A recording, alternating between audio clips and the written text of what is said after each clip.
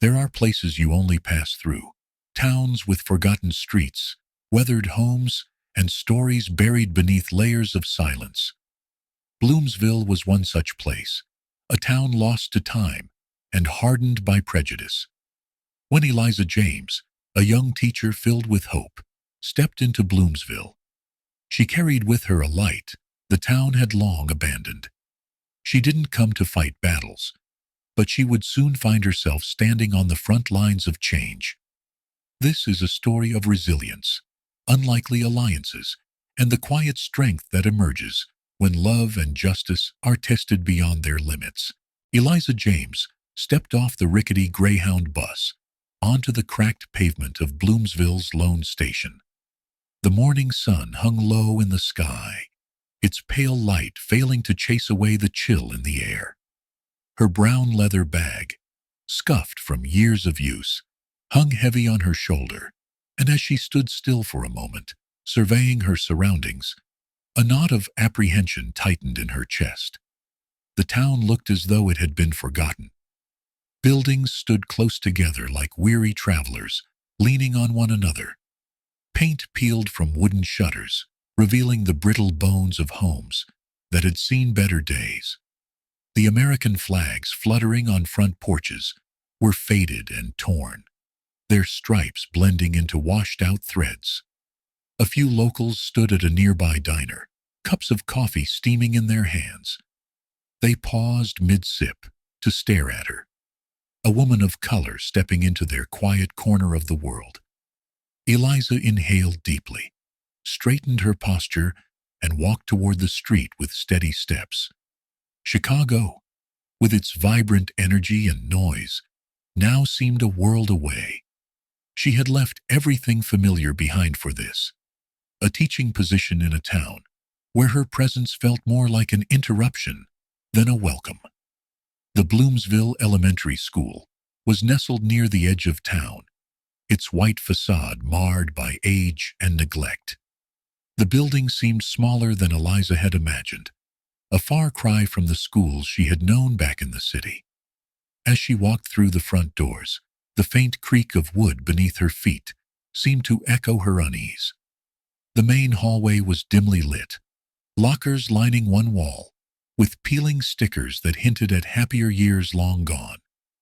The staff lounge was her first stop. A group of teachers gathered around a table fell silent as she entered. Their smiles were polite but thin, and their gazes flickered over her like they were trying to make sense of her presence. "Good morning," Eliza said with warmth, forcing herself to smile.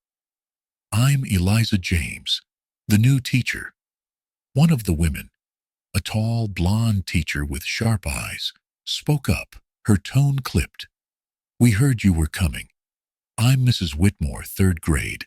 That's Mrs. Daniels and Mr. Harris." The introductions were brief, and the air carried an undercurrent Eliza couldn't ignore. Mr. Harris, a stout man with a coffee stain on his tie, broke the tension with a half-hearted chuckle. "You'll find things move a little slower here, Miss James. But we're good folks." Eliza nodded, choosing not to dwell on the subtle edge in his words. Her first day of teaching arrived with more challenges than she had expected. The children, seated in neat rows, watched her warily. A few whispered among themselves as she wrote her name on the blackboard in smooth cursive. "Miss Eliza James." "Good morning, everyone," she said, turning to face the class with a bright smile. "I'm your new teacher, and I'm very excited to be here with you all." A few muttered greetings followed, but the room remained stiff.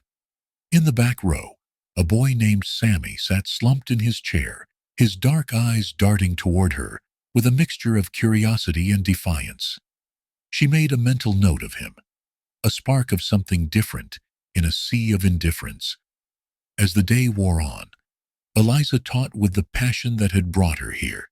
She explained math problems with ease, encouraged discussions about stories, and even tried to make science fun. But every glance from the children carried undertones of hesitation, as though they weren't sure they could trust her. The afternoon brought her first confrontation, She had just dismissed the class when a small group of parents crowded into the classroom. At their head was a broad-shouldered man with graying hair and a glare that could carve stone. "You, Miss James?" he asked, his voice rough and accusatory. Eliza stood tall, meeting his gaze calmly. "Yes, I am. How can I help you?" He folded his arms across his chest, his expression hardening. "I'll tell you how you can help. You can get back on that bus you came in on." Gasps echoed softly from behind him. Eliza felt every eye on her, every ounce of hostility radiating from the parents who had followed him in. "Excuse me?" she said, her voice steady but firm. "We don't need some outsider coming in here, telling us how to raise our kids," he growled. "We've been just fine without you." Eliza's heart pounded in her chest, but she held her ground. "I'm not here to tell anyone how to live," she replied, her tone unwavering. "I'm here to teach your children and give them every opportunity to learn and grow." The man scoffed, turning toward the other parents. "You hear that? She thinks we need her." For a moment, silence hung heavy in the room. Eliza scanned the faces before her, searching for a sliver of understanding. Finally, a woman near the back spoke up, her voice quiet but firm. "Maybe we should give her a chance." The man shot her a glare, but didn't argue further. He turned back to Eliza with a sneer. "Don't think you'll last long here, Miss James." With that, he stormed out, the other parents trailing behind him. That evening, as Eliza walked back to her small rented house on the edge of town, she replayed the confrontation over and over in her mind. The man's words stung, but more than that, they ignited something within her. She had known this wouldn't be easy. She had known the town might reject her. But standing on her porch, as the sun set behind the distant hills, Eliza made herself a silent promise. "They can doubt me. They can challenge me. But I will not back down." In the stillness of the night, the resolve in her heart burned brighter than ever. She would prove to them, through patience, love, and quiet strength, that change, no matter how small, was possible. The following day, Eliza arrived at Bloomsville Elementary earlier than usual. Sleep had eluded her the night before, her mind circling back to the angry voices and accusatory stares. She looked at the empty desks, sunlight spilling through the tall windows of her classroom, illuminating the chalk dust in the air. Her promise to herself still stood strong. She would not let this town break her. "Good morning, Miss James," a timid voice called from the doorway. Eliza turned to see Sammy, the boy from the back row, standing awkwardly with his hands in his pockets. His tousled brown hair fell over his forehead, partially hiding the bruise near his temple. One Eliza had noticed the day before, but hadn't mentioned. "Good morning, Sammy," Eliza said warmly, putting on a smile she hoped would ease his nervousness. "You're early today." He shrugged, shifting his weight. "Didn't feel like hanging around at home." Eliza regarded him carefully. "Well, you're always welcome here. Make yourself comfortable." Sammy nodded and slipped into his seat, pulling out a battered notebook. Eliza watched him for a moment longer, her heart aching at the clear signs of neglect. It was just one more thing Bloomsville had buried beneath its silence. By lunchtime, the tension of the previous day had already begun to settle. The other teachers kept their distance, and the children followed suit. Eliza ate alone in the classroom, reviewing her lesson plans and humming softly to herself. Outside, the wind whistled through the leafless branches of the old oak trees that lined the schoolyard. "This town has secrets," she thought. "It's like walking through a story that no one wants to finish." That evening, as the sun dipped below the rooftops, Eliza found herself drawn to the Bloomsville Public Library. It stood at the far end of the main road. A squat brick building with ivy crawling up its sides. The paint on its windowsills was chipped, and a creaky sign above the door read Bloomsville Public Library, established 1910. The air inside was thick with the scent of old paper and varnished wood. Rows of tall, dusty bookshelves stretched toward the back, and a heavy silence hung over the place, like a thick blanket. There was no librarian in sight. The only sign of life was the faint scratching of pencil against paper coming from the far corner of the room. Curious, Eliza followed the sound, weaving her way between the shelves. There, sitting alone at a small table pushed up against the back wall, was an old man. His skin was weathered and tanned, his silver hair combed back neatly. His shoulders hunched slightly as he leaned over a sketchpad, his gnarled hands moving with surprising grace. Eliza paused a few feet away, unsure whether to interrupt. The man didn't look up. He simply continued drawing, his pencil gliding across the page. "Excuse me," Eliza said softly, trying not to startle him. The man's hand froze mid-stroke. Slowly he lifted his head, his pale blue eyes fixing on her, with a gaze so sharp it felt like a blade. For a moment, neither of them spoke. Then he grunted, clearly unimpressed. "What do you want?" "I'm sorry to bother you," Eliza said, forcing a polite smile. "I'm Eliza James. I'm the new teacher at Bloomsville Elementary. I couldn't help but notice your drawing. It's beautiful." The old man's expression hardened. He shut the sketchpad with a sharp snap and leaned back in his chair, crossing his arms. "They send city folk in here now just to tell old men they're beautiful?" Eliza blinked, caught off guard by his curtness. "No, I didn't mean—" "I know what you meant," he interrupted, his voice gravelly. "And I don't need flattery, Miss James. If you're looking for someone to chat with, you've come to the wrong corner of town." Eliza's smile faded, but she held her ground.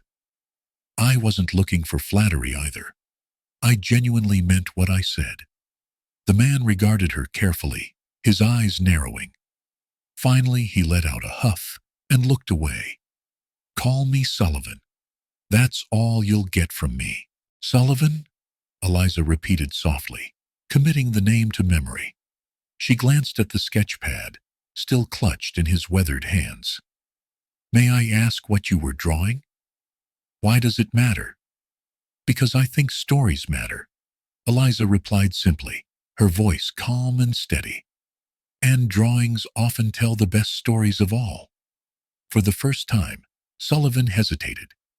His fingers tightened around the edges of the pad, but there was something else in his expression now. Something guarded yet vulnerable. "You wouldn't care for my stories," he muttered. "Try me," Eliza said gently. Sullivan fell silent for a long moment. Then, with a deep sigh, he opened the sketchpad and pushed it toward her. Eliza leaned in, her breath catching as she took in the details. The drawing was intricate and hauntingly beautiful. Soldiers in World War II uniforms, their faces resolute but weary, standing shoulder to shoulder against a battlefield sky. Among them were several men of color, their features rendered with great care and reverence. "These men," Eliza whispered, her voice barely audible. "They were heroes," Sullivan said, his tone gruff, but tinged with something deeper. "But no one remembers them. When they came back, the world turned its back on them." Eliza looked up at him, her heart aching. "Why haven't you shown these to anyone?"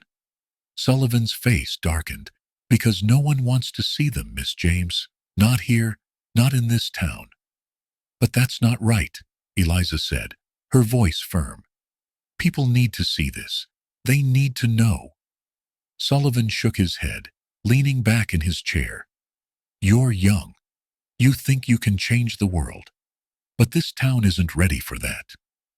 "Then we make them ready," Eliza said, meeting his gaze with unwavering determination. For the first time, something flickered in Sullivan's pale blue eyes. He studied her as though searching for something, proof of her resolve, perhaps.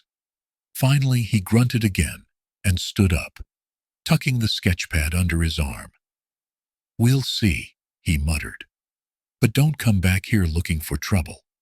I don't need you stirring things up." Eliza watched as he walked toward the door, his steps slow but steady. She remained rooted in place, her mind racing. This man, this bitter, lonely man, held stories that needed to be told, and she would find a way to help him tell them.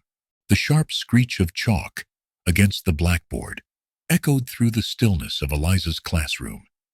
It was mid-morning, and the warm sunlight barely made it through the dusty windows.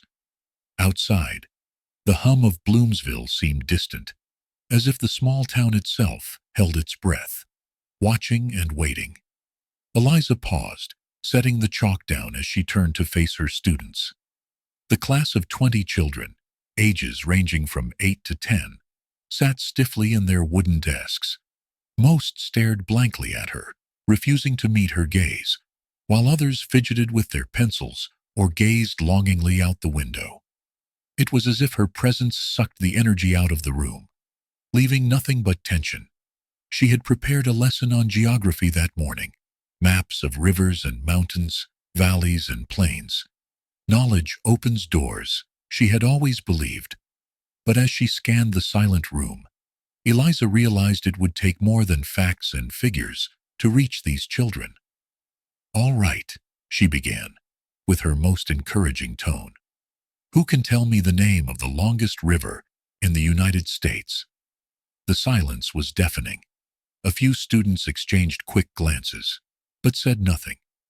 A boy in the second row, Mark, if she remembered his name correctly, let out a small, mocking snort. Eliza caught it, but chose to let it go, forcing herself to remain calm. "It's the Mississippi River," she said after a pause, smiling warmly. "It stretches over 2,300 miles, flowing through 10 states, and why does it matter?" The voice that interrupted her was sharp and defiant, cutting through the quiet like a blade. Eliza's smile faltered as she turned to see the speaker, a boy sitting in the back row, arms crossed tightly over his chest. Jason Thompson, one of the oldest in the class, and from what she had observed, the most defiant. "Excuse me?" Eliza asked, her voice calm. Jason leaned back in his chair, a smirk playing at his lips. "I said, why does it matter? Who cares about some river? It's not like we're ever leaving this place." A ripple of nervous laughter ran through the room, though most of the children quickly fell silent when Eliza's gaze swept across them. She looked back at Jason, keeping her composure. "Learning about the world helps us see beyond where we are now," she said evenly. "It helps us dream bigger." Jason rolled his eyes. "My pa says people from the city come here thinking they know everything, thinking they're better than us. Is that what you're doing, Miss James? Teaching us how to be better?" Eliza's chest tightened, but she refused to let his words sting. She had heard this sentiment whispered by the townsfolk, seen it in their eyes when she passed by. City folk don't belong here. They think they're better than us. "No," she replied softly, stepping closer to the back of the room. "I'm not here to teach you how to be better. I'm here to help you see that you already can be better. That every single one of you has the potential to do something amazing." Jason's smirk faltered for a moment, but he quickly masked it with a scowl. "My pa says people like you don't know nothing about us. You don't belong here." "Ah, Jason, that's enough," a voice hissed from the middle of the room. Eliza turned to see Sammy, the boy who had shown up early that morning, glaring at Jason with a mixture of anger and embarrassment. His small hands were clenched into fists on top of his desk, his knuckles white. Jason turned his glare on Sammy. What's the matter? Don't like hearing the truth. Shut up, Sammy snapped. You don't know anything. The tension in the room escalated in an instant. A few children gasped. Others watched in fascination, as though waiting for the inevitable explosion. Jason shot up from his desk, his chair scraping loudly against the wooden floor. What did you say to me? Eliza's voice rang out sharply. Both of you, sit down. Her words hung in the air like a clap of thunder, startling both boys into stillness. Jason hesitated, his eyes darting between Eliza and Sammy, before he finally dropped into his seat with a huff. Sammy followed suit, though his gaze remained fixed firmly on his desk. Eliza let out a slow breath, gathering herself. This classroom is not a place for arguments or insults, she said firmly, her voice carrying through the room. It's a place for learning, for understanding each other. Jason didn't look up, but Sammy's shoulders relaxed slightly. Eliza turned back to the blackboard, trying to refocus the lesson. But as she wrote, she couldn't shake the feeling that Jason's words had echoed something deeper, a belief ingrained in this town that she wasn't welcome. That afternoon, the whispers began again. As Eliza tidied the classroom after the last bell, she overheard a small group of students in the hallway.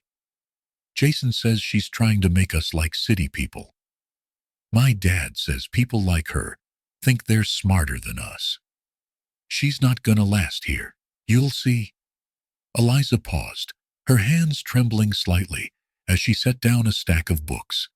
She had prepared herself for this. She had known it wouldn't be easy. But hearing it from the children she so desperately wanted to help made the weight of it all press harder against her heart. A soft knock on the door pulled her from her thoughts. Miss James? Sammy stood in the doorway, his expression hesitant. Come in, Sammy, Eliza said, forcing a smile. Is everything all right? He nodded but fidgeted with the edge of his shirt. I just wanted to say, I'm sorry. About Jason. He's just... Sammy trailed off, searching for the right words. Eliza shook her head gently. It's not your fault, Sammy. Thank you for standing up for me today. Sammy's gaze dropped to the floor. My dad says I shouldn't talk back to people like Jason. He says it'll just make things worse. Eliza crouched down so she was eye level with him. Sometimes doing the right thing is hard, Sammy, she said softly. But it's worth it. You were very brave today.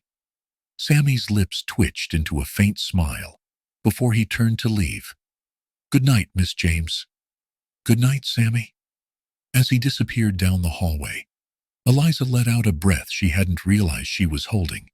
She glanced around the empty classroom, her resolve hardening. They may not trust me yet, but I will not give up on them.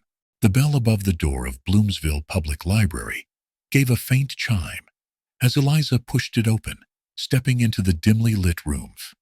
The smell of aged paper and varnished wood greeted her, a nostalgic blend that instantly quieted the whirlwind of her thoughts.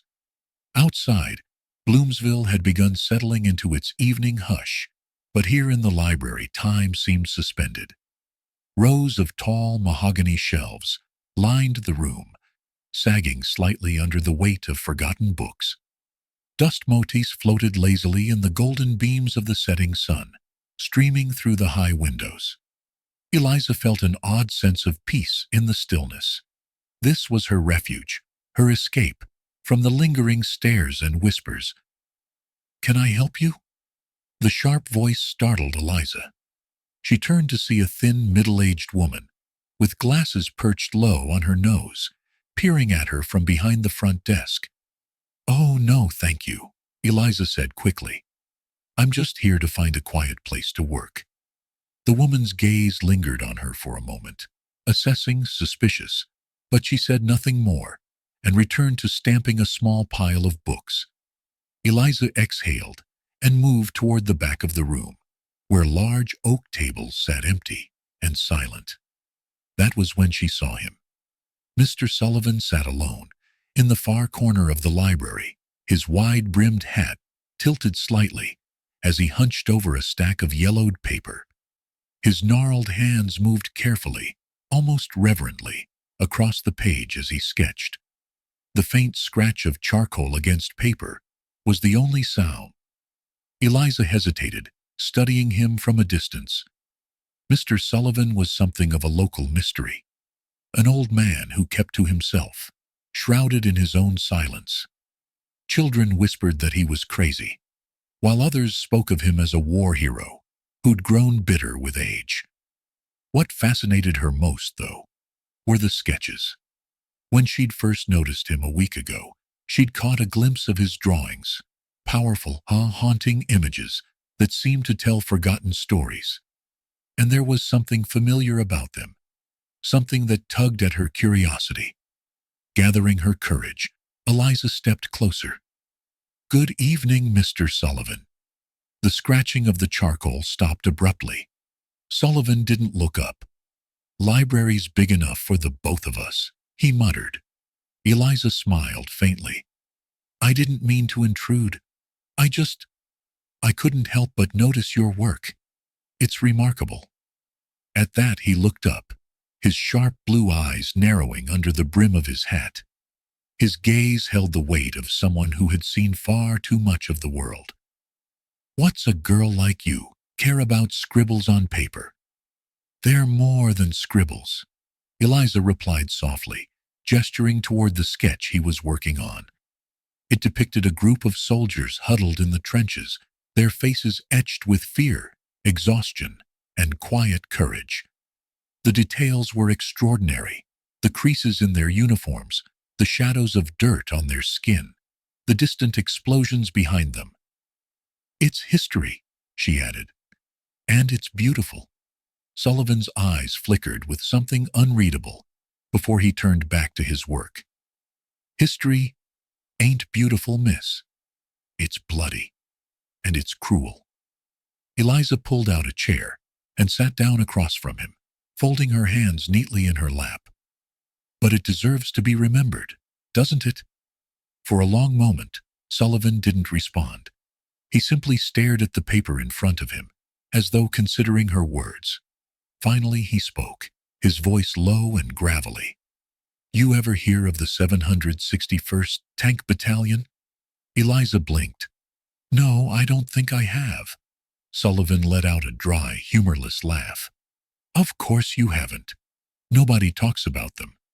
They were good men, better than most. But they were black, so history let them disappear." Eliza's heart tightened as his words sank in. "Were you part of it?" Sullivan's hands stilled. He stared at the sketch, his expression distant, as though seeing something or someone that wasn't there. "Yeah," he murmured. "I was there. Europe, 1944. We were sent to fight the same war as everyone else, but they treated us like we didn't belong. I watched men braver than any general die alone, because nobody would send help. Men like Thomas Green, Edward Banks, William Holloway. Names you'll never see in any history book." The silence that followed was heavy, filled with unspoken grief. Eliza swallowed hard, trying to find the right words. "But you haven't forgotten them. You remember their stories." Sullivan looked up sharply, his blue eyes piercing. "Stories don't mean a damn thing if nobody listens." "They do," Eliza said earnestly. "They matter. Those men, your friends, they deserve to be seen and remembered, and your art, it does that. It gives them a voice." For the first time, something in Sullivan's hardened demeanor cracked. His shoulders slumped slightly, and he looked back at the drawing as though seeing it in a new light. "Maybe," he said gruffly, "but nobody in this town cares. They don't want to hear about the past." "Then we make them listen," Eliza replied firmly. "What if we held an exhibition here in Bloomsville? We can showcase your art, your stories. People will have to pay attention." Sullivan snorted, shaking his head. "You're dreamin', girl. Nobody's gonna come." "Maybe," Eliza admitted, "but maybe they will. Maybe seeing these faces, these sacrifices, will change something. And if even one person listens, isn't that worth it?" Sullivan stared at her for a long moment, his expression unreadable. Finally, he leaned back in his chair, crossing his arms over his chest. "You're a stubborn one, aren't you?" Eliza smiled. "I've been told that before." Sullivan let out a low chuckle, though it quickly faded into a sigh. "Fine. I'll think about it. But only if you stand beside me when it happens. You want to tell these stories so bad. You better be ready to face what comes with it." Eliza met his gaze, her resolve unshaken. "I will. I promise." The sun rose sluggishly over Bloomsville, casting a dull orange glow across the rooftops. The early morning mist curled lazily around the trees, as if reluctant to fade into the daylight. The town was quiet, but beneath the stillness there was something sharper, a tension that seemed to hum just below the surface. Eliza felt it the moment she stepped outside her rented house. The quiet was too quiet. It wasn't the peaceful silence of a sleepy morning. It was the kind of silence that spoke of whispers, of judgments muttered behind closed doors. She pulled her coat tighter around herself and walked briskly toward the school, her shoes tapping against the cracked pavement. Her thoughts were still wrapped around the conversation she'd had with Mr. Sullivan the night before. She'd planted a seed, an idea for the exhibition, and though he had agreed in principle, she knew convincing him to truly step forward wouldn't be easy. Sullivan's ghosts ran deep, tangled with decades of silence and pain. But she believed in this. She believed in him. Eliza stepped into her classroom, where the usual low hum of student chatter greeted her. But today, something was different.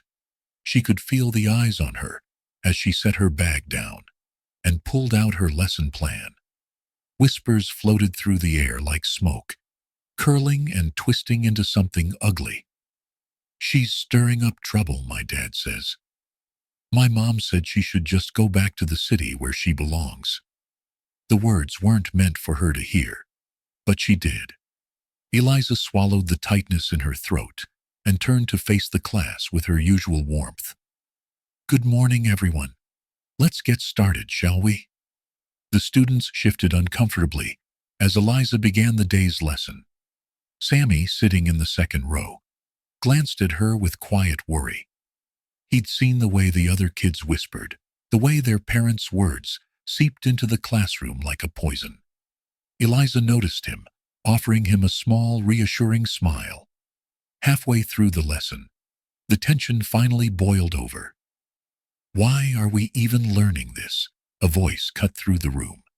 Eliza looked up, startled. The voice belonged to Jake Thompson, a broad-shouldered boy who sat in the back, arms crossed defiantly. His face twisted into a sneer. "My dad says we don't need someone like you coming here and telling us what's what. This town's fine the way it is." The room fell silent. All eyes turned to Jake, then to Eliza. Eliza took a deep breath, steadying herself. "Jake," she said calmly, "education is for everyone. I'm here to teach all of you. Not just what's in the textbooks, but how to think critically, how to—" "We don't need that," Jake snapped. "You think you're better than us, don't you? Coming here from Chicago like you know everything. My dad says you're just making trouble." A ripple of murmurs moved through the room. Sammy sat frozen in his seat, his fists clenched under the desk. "Jake," Eliza said softly but firmly, "I don't think I'm better than anyone. I'm here because I care, because I believe you deserve a good education, just like anyone else." Jake's face turned red, and he opened his mouth to retort, but Sammy beat him to it. "That's enough, Jake," Sammy said sharply, turning around to face him. "She's not doing anything wrong. She's just trying to teach us. Jake glared at him. What's it to you, Sammy? Why are you sticking up for her? Because she's right, Sammy said, his voice unwavering. Maybe if you listened instead of repeating what your dad says, you'd learn something. A hush fell over the room. Eliza looked at Sammy, a mix of surprise and gratitude in her expression. Sammy avoided her gaze, his face flushed, but his words hung in the air like a challenge. Jake muttered something under his breath and slumped back in his chair. Eliza cleared her throat, regaining her composure. Thank you, Sammy. Now, let's get back to the lesson.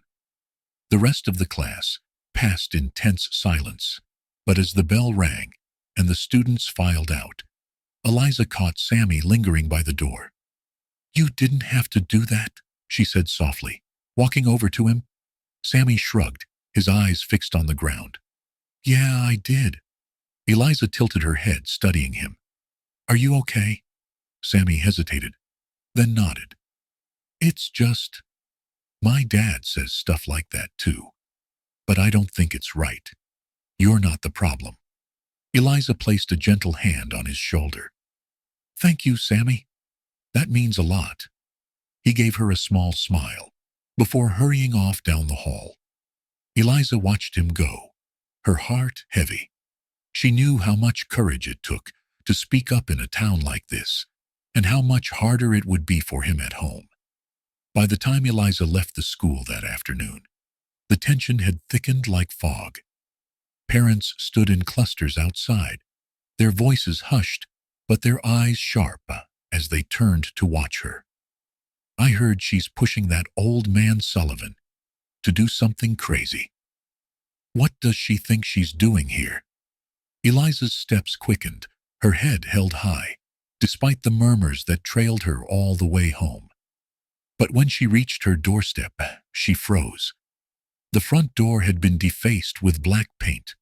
The words "Go home" scrawled across it in dripping letters. For a moment, Eliza couldn't breathe. The anger, the hurt, it all hit her at once. Her hands trembled as she fumbled for her keys, pushing the door open and shutting it behind her with a shaky breath. She leaned back against the door, her heart pounding. She knew this would happen. She'd expected resistance, but seeing it, feeling it, was something else entirely. After a long moment, she gathered herself and walked into the small kitchen. A knock on the door startled her, and she nearly jumped. Her first instinct was fear, but when she peered through the window, she saw Mr. Sullivan standing there. "Open up, girl," he called gruffly. "I saw the mess they left." Eliza opened the door, and Sullivan stepped inside, his face hard, but his eyes soft with understanding. He looked at the painted words, then back at her. "You okay?" Eliza nodded, though her voice shook. "It's nothing. I'm fine." Sullivan snorted. "Don't lie to me. It's not fine. But you're tougher than they think, ain't you?" Eliza let out a small, bitter laugh. "I don't know, Mr. Sullivan. Maybe I'm just being stubborn." Sullivan's gaze softened. "You're being brave. There's a difference." Eliza looked at him, and for the first time she saw something new in his expression. Respect. "Come on," he said, nodding toward the door. "I've got something to show you." Sullivan led Eliza back to his workshop, where a large, unfinished canvas sat in the center of the room. It was a powerful image, a lone figure standing tall, unshaken, surrounded by a crowd whose faces twisted with anger. "Is that me?" Eliza whispered, her voice trembling. Sullivan nodded. "You're standing for something, girl. And people don't like that. But don't you dare back down." Eliza stared at the painting, her resolve hardening. She knew this was only the beginning, and she wasn't going to quit. The early morning light streamed through Mr. Sullivan's workshop, casting long streaks of gold and shadow across the dusty floor. The smell of oil paints hung thick in the air, mingling with the faint scent of coffee Eliza had brought with her. She stood silently, gazing at the unfinished painting Sullivan had revealed the night before. A single figure, her, stood tall at the center of the canvas, unshaken amidst a storm of angry faces. "It's powerful," Eliza murmured, her voice barely above a whisper. Sullivan, perched on a rickety stool, stared at the canvas as though the paintbrush in his hand weighed 1,000 pounds. "Powerful don't mean safe," he grunted, his tone sharp but not unkind. "I hope you know what you're getting yourself into." Eliza turned to look at him, her eyes filled with determination. "If I don't stand up, who will?" "You taught me that, Mr. Sullivan." Sullivan paused, meeting her gaze. "That wasn't my intention," he replied quietly. "But I guess you're right. Some stories need to be told, no matter the cost." The exhibition had begun to take shape. With Eliza's encouragement, Sullivan had dusted off dozens of his old sketches and paintings, images of forgotten faces, unnamed heroes who had been overlooked for too long. The town's small art center, usually ignored by the community, was now abuzz with whispers. Word had spread like wildfire that Sullivan and Eliza were planning something big. But Bloomsville wasn't ready for it. A thick tension cloaked the town like a storm cloud, and it didn't take long for that storm to break. Eliza stood outside the art center late one afternoon, carefully sorting through boxes of frames and supplies. The quiet was abruptly shattered by the screech of tires. She turned to see a truck speeding down the narrow street. The vehicle slowed just enough for someone to hurl a glass bottle through the air. Smash! The bottle shattered against the brick wall, leaving a dark, sticky trail of liquid behind. Eliza flinched, her heart hammering, as a voice from the truck hollered, "Go back to where you came from." The truck roared off, leaving her frozen in place, her breath shallow. Slowly she crouched to pick up the jagged shards of glass, her fingers trembling. From across the street, Mr. Sullivan appeared, his face thunderous. "Eliza," he called, hurrying toward her. "Are you hurt?" "I'm fine," she muttered, though her voice was tight with strain. Sullivan knelt beside her, gently pulling the glass from her hands. "This ain't fine," he said roughly. "It's just beginning." The vandalism didn't stop there. A few nights later, Sullivan's workshop was broken into. Paints were spilled, canvases slashed.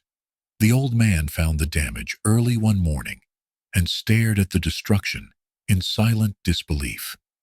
His hands shook as he picked up the torn remains of a painting, a portrait of his best friend from the war, a black soldier who had saved his life.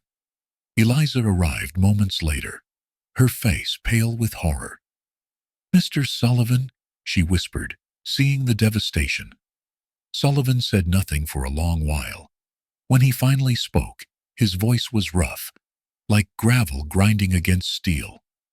"They can destroy the paintings, but they can't erase the truth." The following morning, Bloomsville's small newspaper carried a headline that turned Eliza's stomach. "Outsider causes division in Bloomsville." Beneath the bold letters was a picture of Eliza and Sullivan, standing outside the art center, Sullivan's paintings visible in the background. Eliza stared at the page, her hands trembling. The article painted her as a city agitator, someone who had come to stir unrest. It even suggested that her actions were putting the town's peaceful way of life at risk. "What is this?" Eliza demanded as she stormed into the principal's office that afternoon. The newspaper crumpled in her hand. Principal Dawson, a tired man with graying hair, looked at her with weary resignation. "Eliza, you're not making this easy for yourself. I'm not the one who wrote this," she snapped. "You know it's not true." Dawson sighed. "You need to understand. People here don't like change. They see you, they see Sullivan, and they don't know what to make of it. Maybe it would be better if I, what?" Leave? Eliza's voice cracked. You want me to give up, just because it's easier? I'm saying, Dawson replied carefully, maybe you're pushing too hard. Eliza's jaw clenched. The truth isn't something you push, Principal Dawson. It's something you face. That evening, as Eliza walked home, the tension she'd been feeling finally erupted. She heard footsteps behind her, fast, deliberate. She turned just in time to see a group of young men in the shadows. Her heart leapt into her throat. Think you're tough, huh? One of them sneered. Eliza didn't have time to respond. One of them shoved her hard against the wall of a narrow alley, her back slamming against the bricks. Pain shot through her shoulder as she stumbled, gasping. You don't belong here, another voice snarled. Eliza's pulse pounded in her ears. Leave me alone, she said, her voice shaking but defiant. A hand reached for her, but before it could connect, a deep, familiar voice boomed. Get away from her! Mr. Sullivan charged into the alley, his cane in hand, his face blazing with fury. You cowards! He roared, swinging the cane at the nearest boy, who yelped and staggered backward. The group scattered like rats, their taunts fading as they fled. Sullivan stood there panting, his shoulders heaving, as he turned to Eliza. Are you okay? He asked, his voice softer now. Eliza sank to the ground, her knees trembling. Tears stung her eyes, but she nodded. I'm fine, she whispered, though her voice wavered. Thank you. Sullivan knelt beside her, his face etched with sorrow. They're afraid of what you represent, Eliza. They're afraid because you're stronger than they are. Eliza looked at him, tears slipping down her cheeks. I don't feel strong. You are, he said firmly. Stronger than me. Stronger than all of them put together. Later that night, Sullivan sat in his workshop, surrounded by ruined canvases. He picked up a fresh one, his hands steady despite his exhaustion. He began to paint her, Eliza, standing tall amidst the chaos, her face defiant, her spirit unbroken.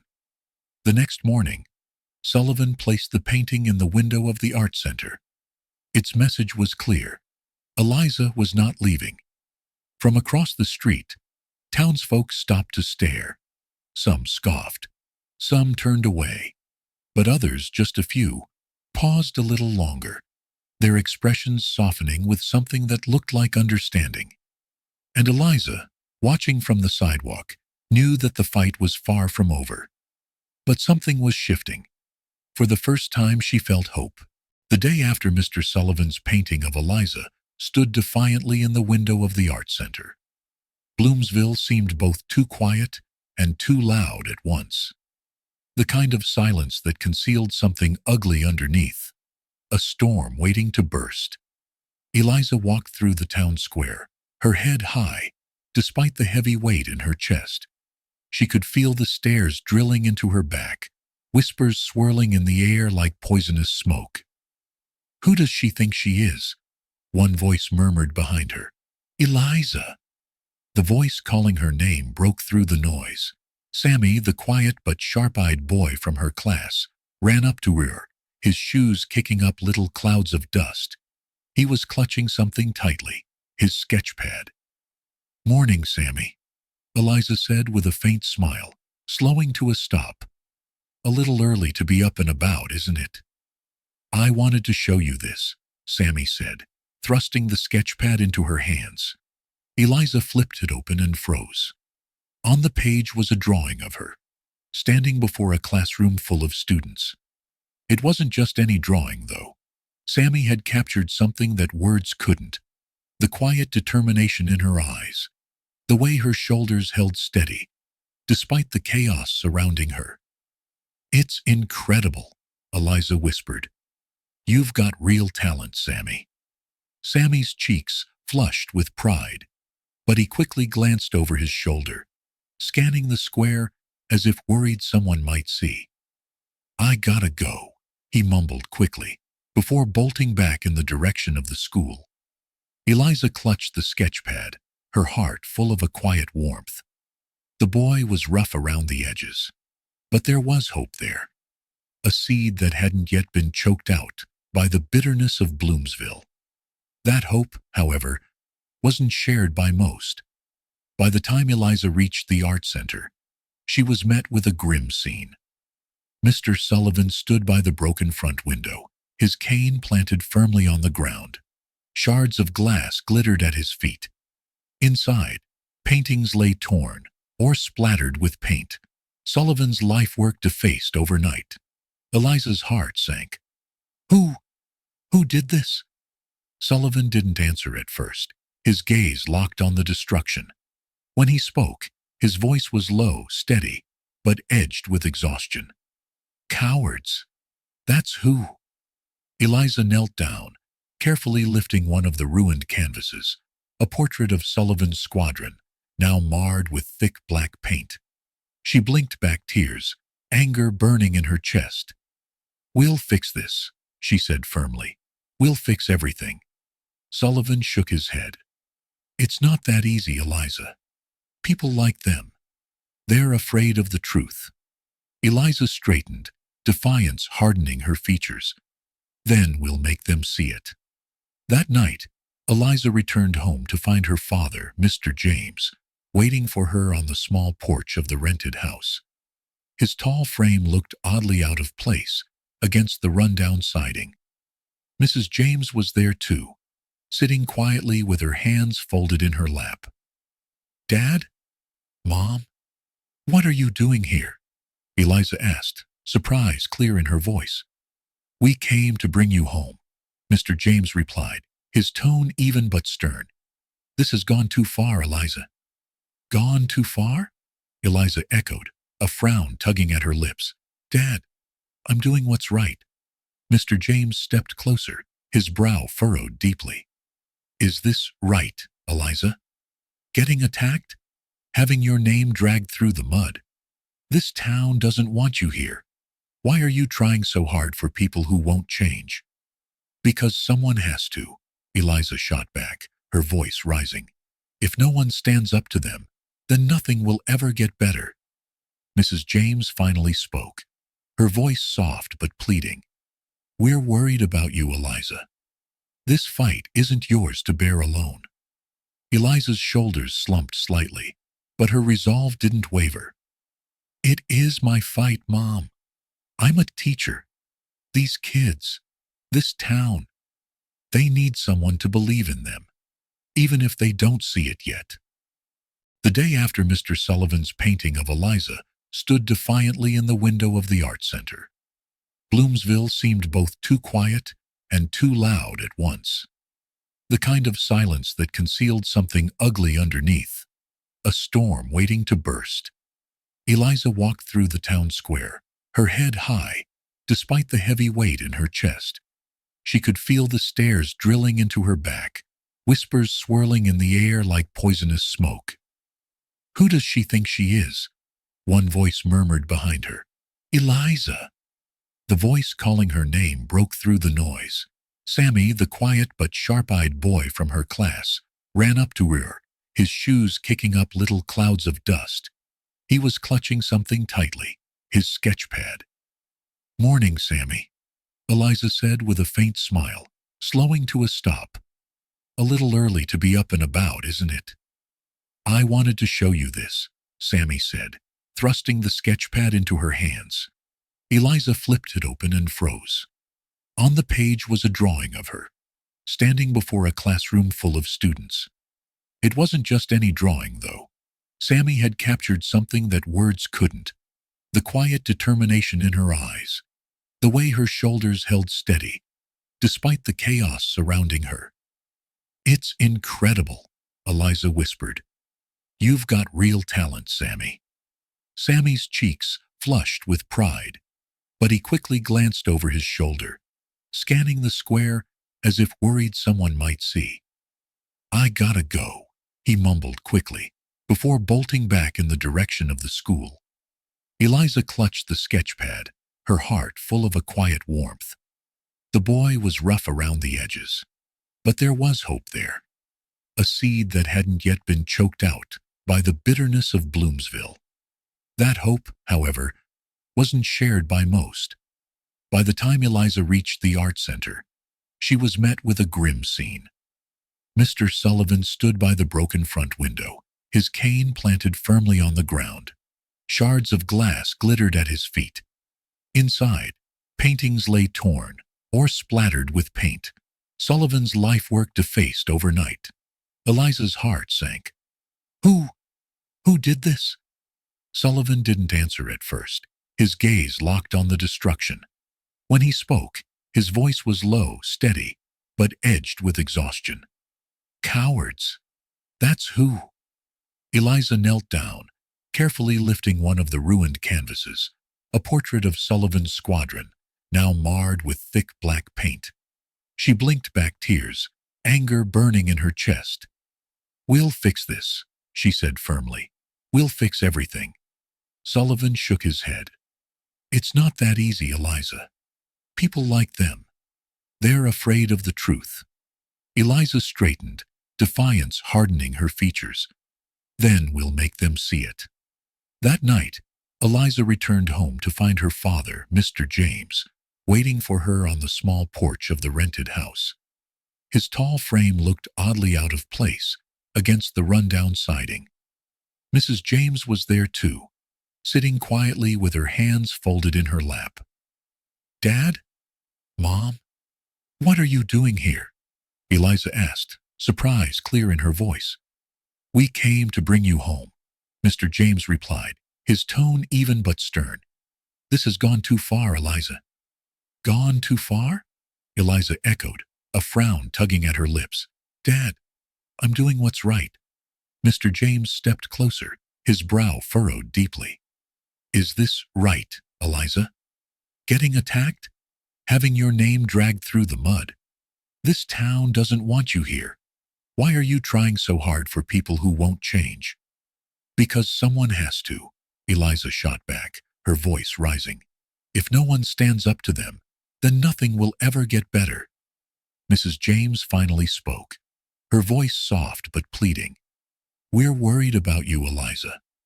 This fight isn't yours to bear alone.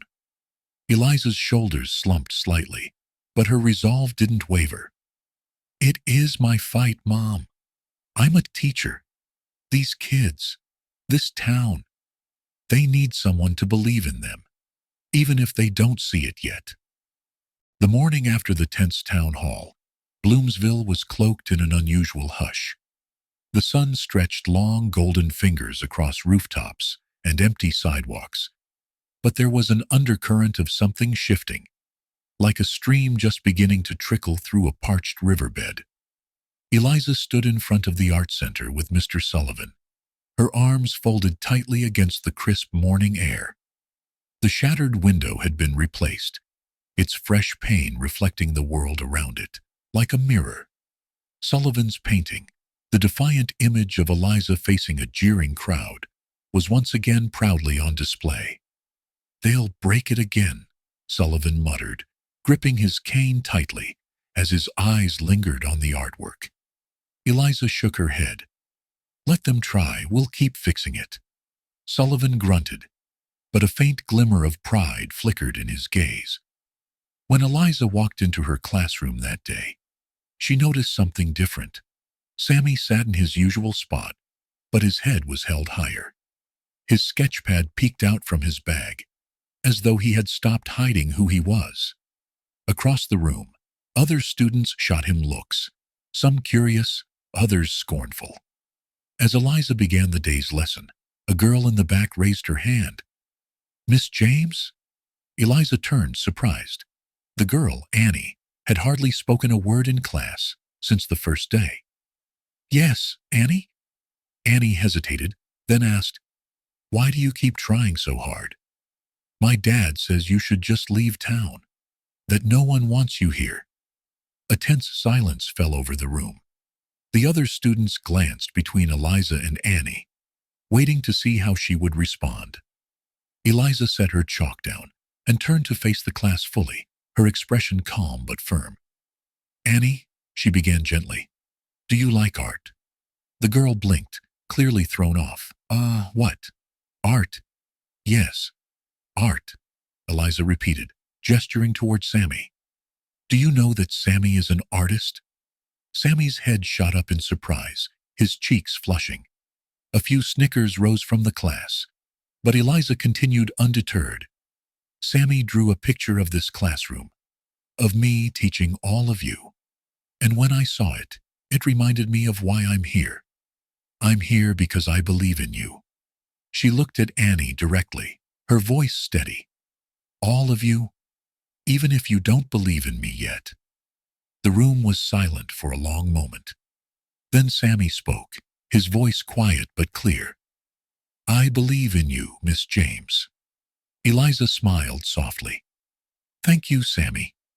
The ripple that followed wasn't a wave of agreement, but it wasn't resistance either. For the first time, Eliza felt the classroom shifting. Not completely, but enough to give her hope.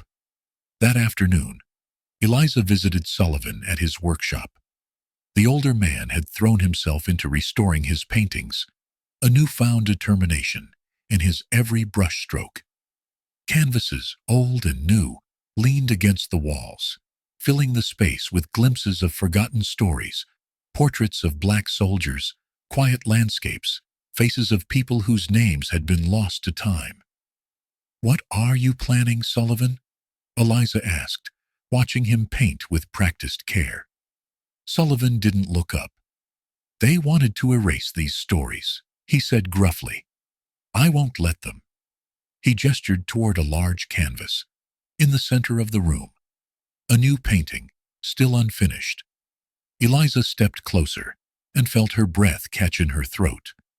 It was a portrait of Bloomsville's main street. But something was different. In the center stood a crowd of diverse figures, children, families, men and women of different backgrounds, holding hands. At the forefront was a young black woman, her face lifted to the sky with quiet determination. It's beautiful, Eliza whispered. Sullivan set his brush down and met her gaze. We'll hang this in the center of town. Let them see it.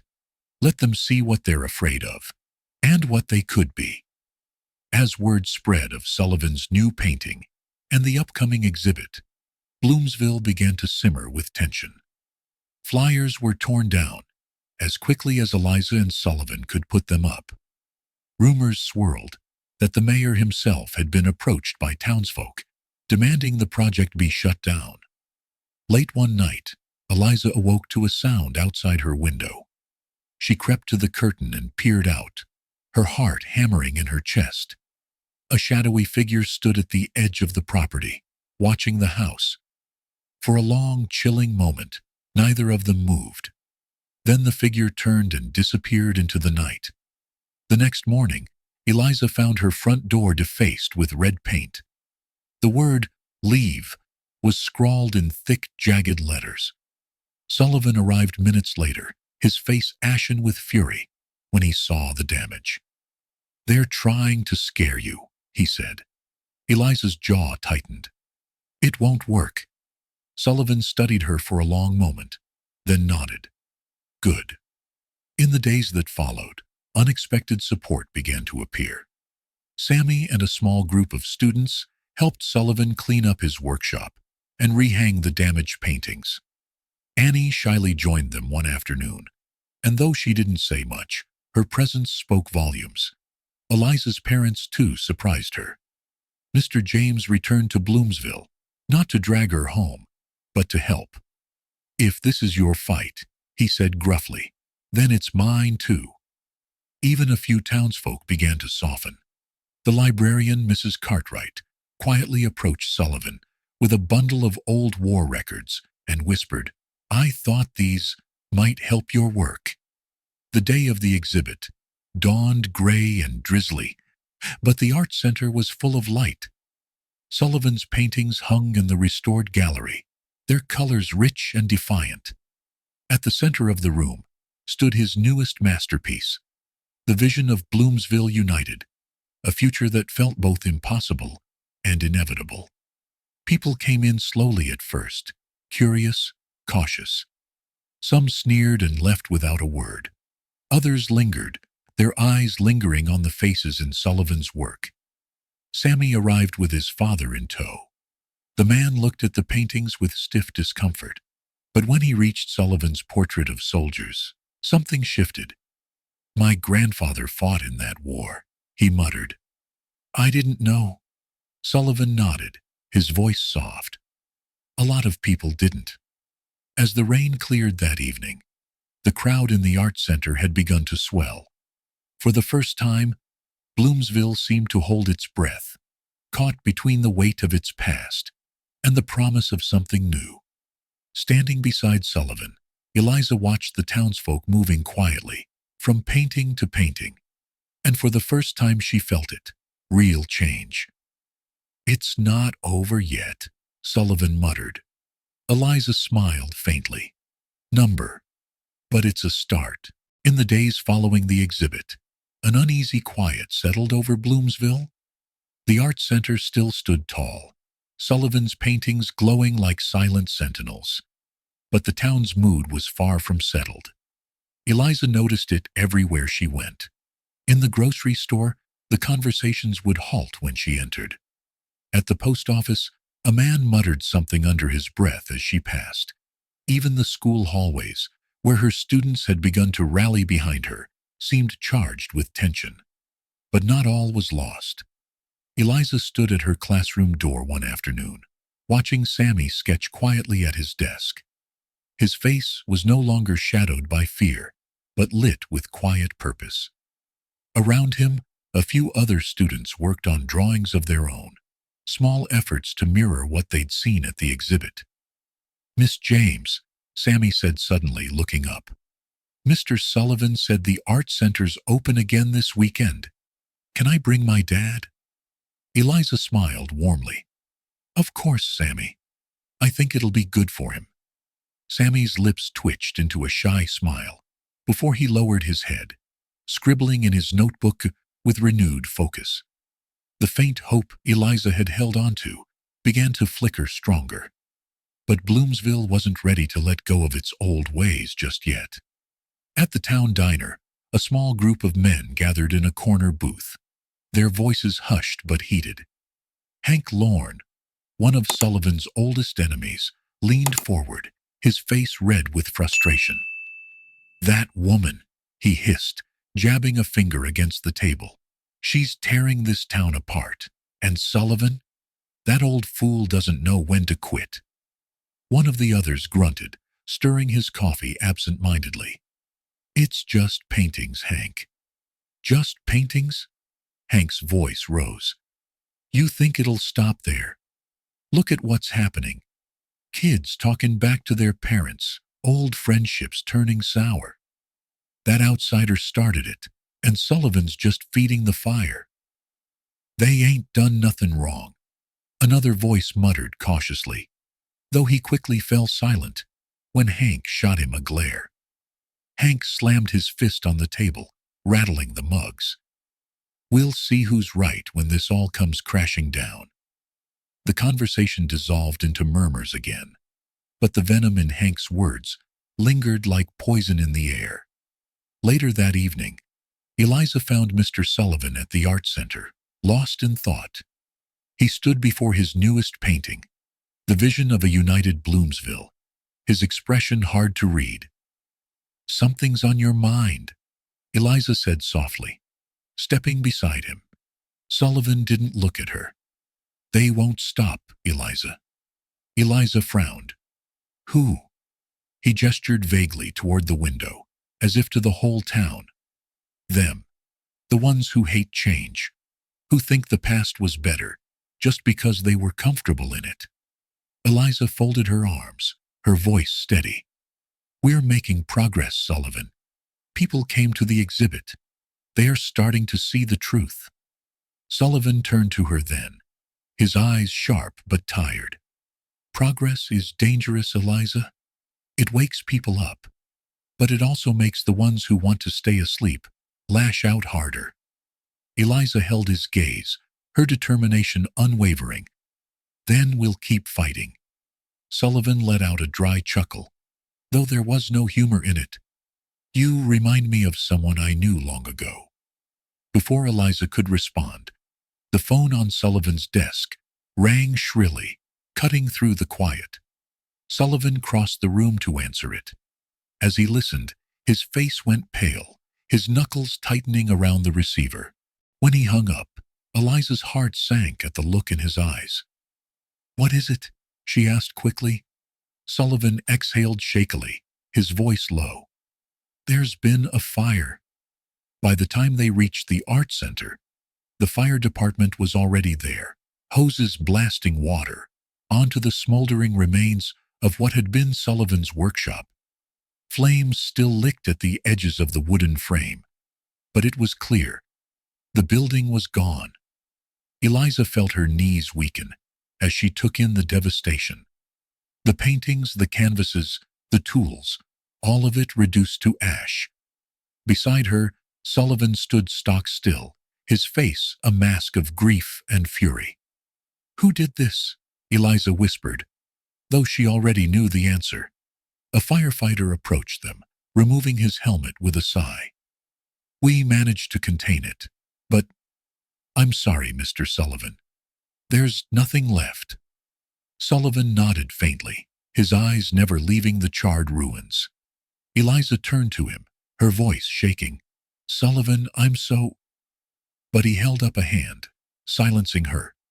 "It's just things," he muttered hoarsely. "Things can be replaced." Eliza knew better. These weren't just things. They were memories, stories, pieces of history that Sullivan had fought to preserve. As the fire died down and the crowd began to disperse, Eliza caught sight of Hank, standing across the street, his arms folded.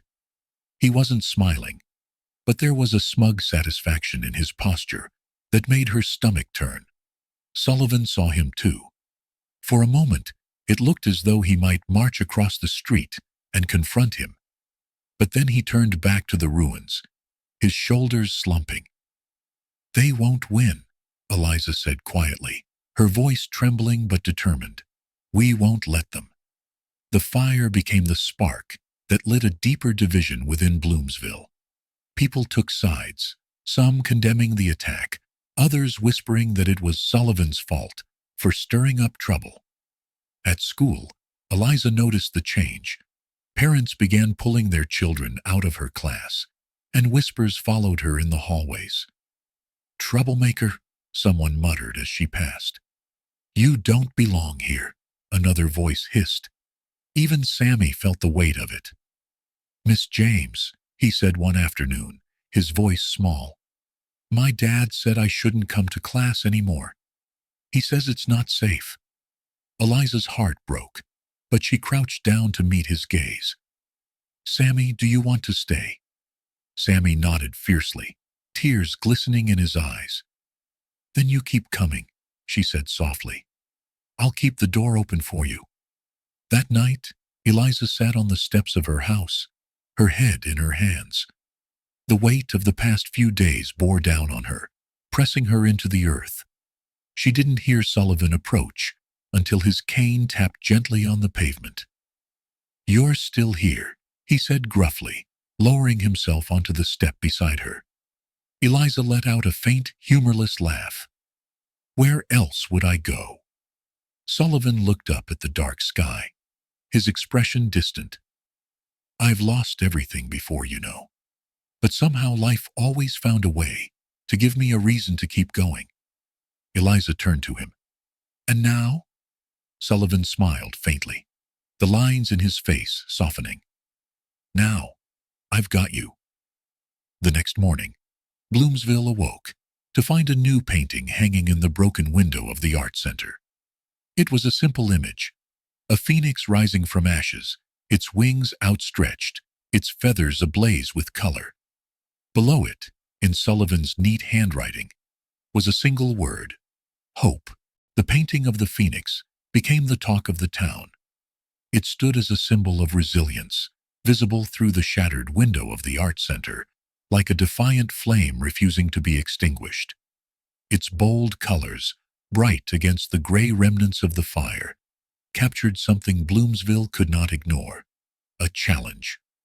Eliza arrived at the Art Center early that morning, where Mr. Sullivan sat quietly on a stool, staring at the phoenix.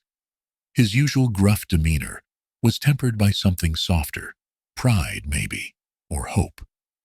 "You did this, didn't you?" Eliza asked as she walked in, her voice low but filled with admiration. Sullivan grunted, barely turning his head. Someone had to remind them that ashes aren't the end. Eliza smiled faintly as she stood beside him. "It's beautiful." Sullivan finally looked at her, the corner of his mouth twitching upward. "It won't fix everything, but maybe it'll make them think." The painting acted as a catalyst. Where once Bloomsville's townspeople whispered and avoided the art center, now they stopped to look. Some lingered, staring at the phoenix with quiet curiosity. A few even dared to step inside, though they said nothing as they wandered among the surviving canvases Sullivan had managed to save. Eliza noticed the shift. It wasn't acceptance, far from it. But it was something: a crack in the armor of Bloomsville's resistance. Yet with this shift came an escalation. One evening, as Eliza left the school with her stack of graded papers, she spotted a figure near her car. Her steps faltered, her heart quickening as she approached. When she got closer, her breath caught. Red spray paint slashed across the side of her car, the words bold and dripping, "Go home." Eliza's hands trembled as she reached out, her fingers brushing the cold metal. Anger, fear, and sorrow twisted in her chest. From the shadows, a voice broke the silence. "You should leave, Miss James." She spun around to see a woman, standing just out of the streetlight's glow.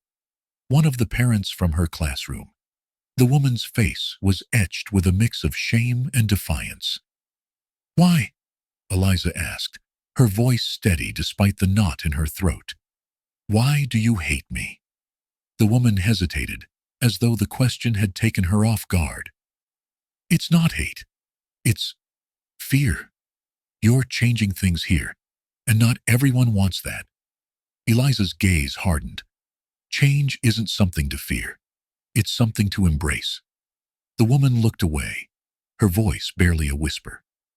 "Not all of us know how." With that, she turned and disappeared into the night, leaving Eliza standing alone. The next morning, Eliza entered her classroom to find Sammy sitting quietly at his desk, his face pale and drawn. "Sammy?"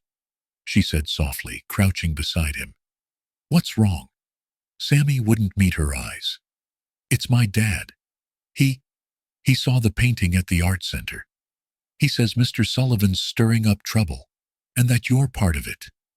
Eliza sighed, her heart aching for the boy caught in the crossfire. "What do you think, Sammy?" Sammy's voice was small but steady. I think they're wrong. Mr. Sullivan's not hurting anyone, and neither are you." Eliza smiled faintly, placing a gentle hand on his shoulder. "Thank you for believing in us, Sammy." He finally looked up, his eyes filled with tears. "Miss James, can you come talk to my dad? Maybe you can make him understand." That evening, Eliza found herself standing outside Sammy's house, a small, worn-down building, with a sagging porch and unkempt yard. She knocked firmly, the sound echoing in the quiet. The door opened to reveal Sammy's father, a broad-shouldered man with hollow eyes and a bottle clutched loosely in his hand. "What do you want?" he grunted, his voice rough. Eliza met his gaze evenly. "I'm here to talk, to understand why you think what we're doing is wrong." He snorted bitterly. "You think some fancy words are gonna change anything? This town doesn't need you, lady." Eliza didn't flinch. "It's not about needing me. It's about giving your son, and everyone else here, a chance to see the world differently, to see that there's more than just this town and its fear." Sammy's father scowled, taking a step closer. You don't know what you're talking about. People like me, like my boy, we don't get second chances. Yes, you do, Eliza said quietly. Everyone does. But it starts with you. For a moment, something flickered in his eyes. Doubt, maybe, or regret. He opened his mouth as though to speak, but instead he shook his head violently and slammed the door shut. Eliza stood there for a moment, the wind brushing against her cheeks. She whispered softly to the empty night, "It's not too late." News of the Phoenix painting and Eliza's persistence culminated in a town meeting the following week. The community hall buzzed with tension as residents gathered, their faces a mix of anger, curiosity, and quiet uncertainty. At the front of the room, Hank stood, his voice booming with indignation. "She doesn't belong here." Sullivan's stirring up resentment. "You've all seen what's happened. The fire, the vandalism. Do you think it'll stop if we let them keep going?" Eliza sat near the back, fists clenched in her lap as she listened. Finally, she rose, the room falling silent as she walked to the front. Standing tall, she looked out at the crowd, her voice steady and clear. "I didn't come here to take anything from you," she began. "I came to teach, to listen, to share something that could make all of our lives better. But you can't heal if you refuse to see what's broken." Murmurs rippled through the room, but Eliza pressed on. "Mr. Sullivan's paintings tell stories that deserve to be remembered. Stories of sacrifice, of courage, of strength. They aren't meant to divide us. They're meant to remind us of what we can be, together." From the back, a voice called out, "Why should we listen to you?" Eliza's eyes softened. "Because I'm not the enemy. Fear is, and we've let it rule us for too long." A hush fell over the room. Sammy, sitting beside his father, tugged at his sleeve. Slowly, Sammy's father stood, his voice gruff but steady. "She's right," he said quietly. "We've been afraid for too long." In the days following the meeting, the town began to stir. It wasn't a revolution, but it was enough. A few people returning to the art center, families stepping into Eliza's classroom with guarded curiosity. Eliza knew the road ahead was still long, but as she stood beside Sullivan, watching Sammy proudly show his father a drawing he'd made, she felt hope. "This isn't over," Sullivan muttered, his eyes scanning the street. "No," Eliza agreed, "but it's a start." And in Bloomsville, a start was all they needed. Eliza smiled faintly, placing a gentle hand on his shoulder. "Thank you for believing in us, Sammy." He finally looked up, his eyes filled with tears. "Miss James, can you come talk to my dad? Maybe you can make him understand." That evening, Eliza found herself standing outside Sammy's house, a small, worn-down building, with a sagging porch and unkempt yard. She knocked firmly, the sound echoing in the quiet.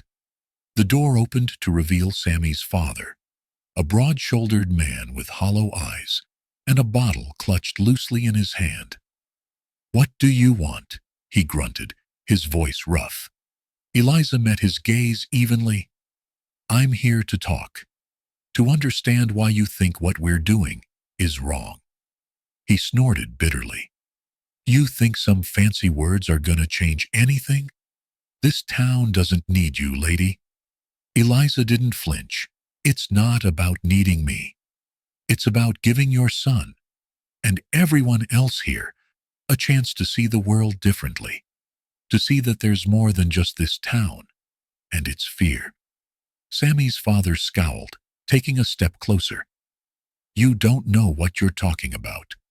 People like me, like my boy, we don't get second chances." "Yes, you do," Eliza said quietly. "Everyone does. But it starts with you." For a moment, something flickered in his eyes. Doubt, maybe, or regret. He opened his mouth as though to speak, but instead he shook his head violently and slammed the door shut. Eliza stood there for a moment, the wind brushing against her cheeks. She whispered softly to the empty night, "It's not too late." News of the Phoenix painting and Eliza's persistence culminated in a town meeting the following week. The community hall buzzed with tension as residents gathered, their faces a mix of anger, curiosity, and quiet uncertainty. At the front of the room, Hank stood, his voice booming with indignation. "She doesn't belong here." Sullivan's stirring up resentment. "You've all seen what's happened. The fire, the vandalism. Do you think it'll stop if we let them keep going?" Eliza sat near the back, fists clenched in her lap as she listened. Finally, she rose, the room falling silent as she walked to the front. Standing tall, she looked out at the crowd, her voice steady and clear. "I didn't come here to take anything from you," she began. "I came to teach, to listen, to share something that could make all of our lives better. But you can't heal if you refuse to see what's broken." Murmurs rippled through the room, but Eliza pressed on. "Mr. Sullivan's paintings tell stories that deserve to be remembered. Stories of sacrifice, of courage, of strength. They aren't meant to divide us. They're meant to remind us of what we can be, together." From the back, a voice called out, "Why should we listen to you?" Eliza's eyes softened. "Because I'm not the enemy. Fear is, and we've let it rule us for too long." A hush fell over the room.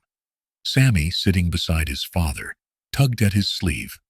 Slowly, Sammy's father stood, his voice gruff but steady.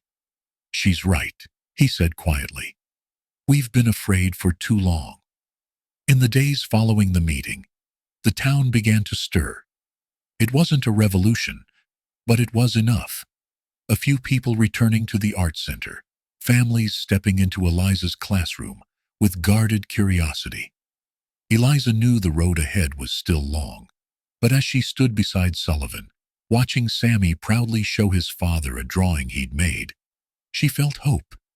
"This isn't over," Sullivan muttered, his eyes scanning the street. "No," Eliza agreed, "but it's a start." And in Bloomsville, a start was all they needed. Word of the vandalism spread through the town like wildfire, igniting a new round of tension. That night, Eliza and Sullivan sat together at the art center, the only light in the room coming from a flickering lantern. Sullivan was working quietly on another painting, while Eliza sketched absently in her notebook. "What are you drawing there?" Sullivan asked, glancing at her page. "It's a mural idea," Eliza replied, flipping the notebook to show him. "A wall of names, faces, and stories, one for everyone in this town who's been overlooked. We can call it the Wall of Hope." Sullivan stared at the sketch for a long moment, before nodding. "It's ambitious." Eliza grinned faintly. "So, were you when you painted the Phoenix?" A week later, the art center opened its doors for a new exhibit, one that would define the town's turning point.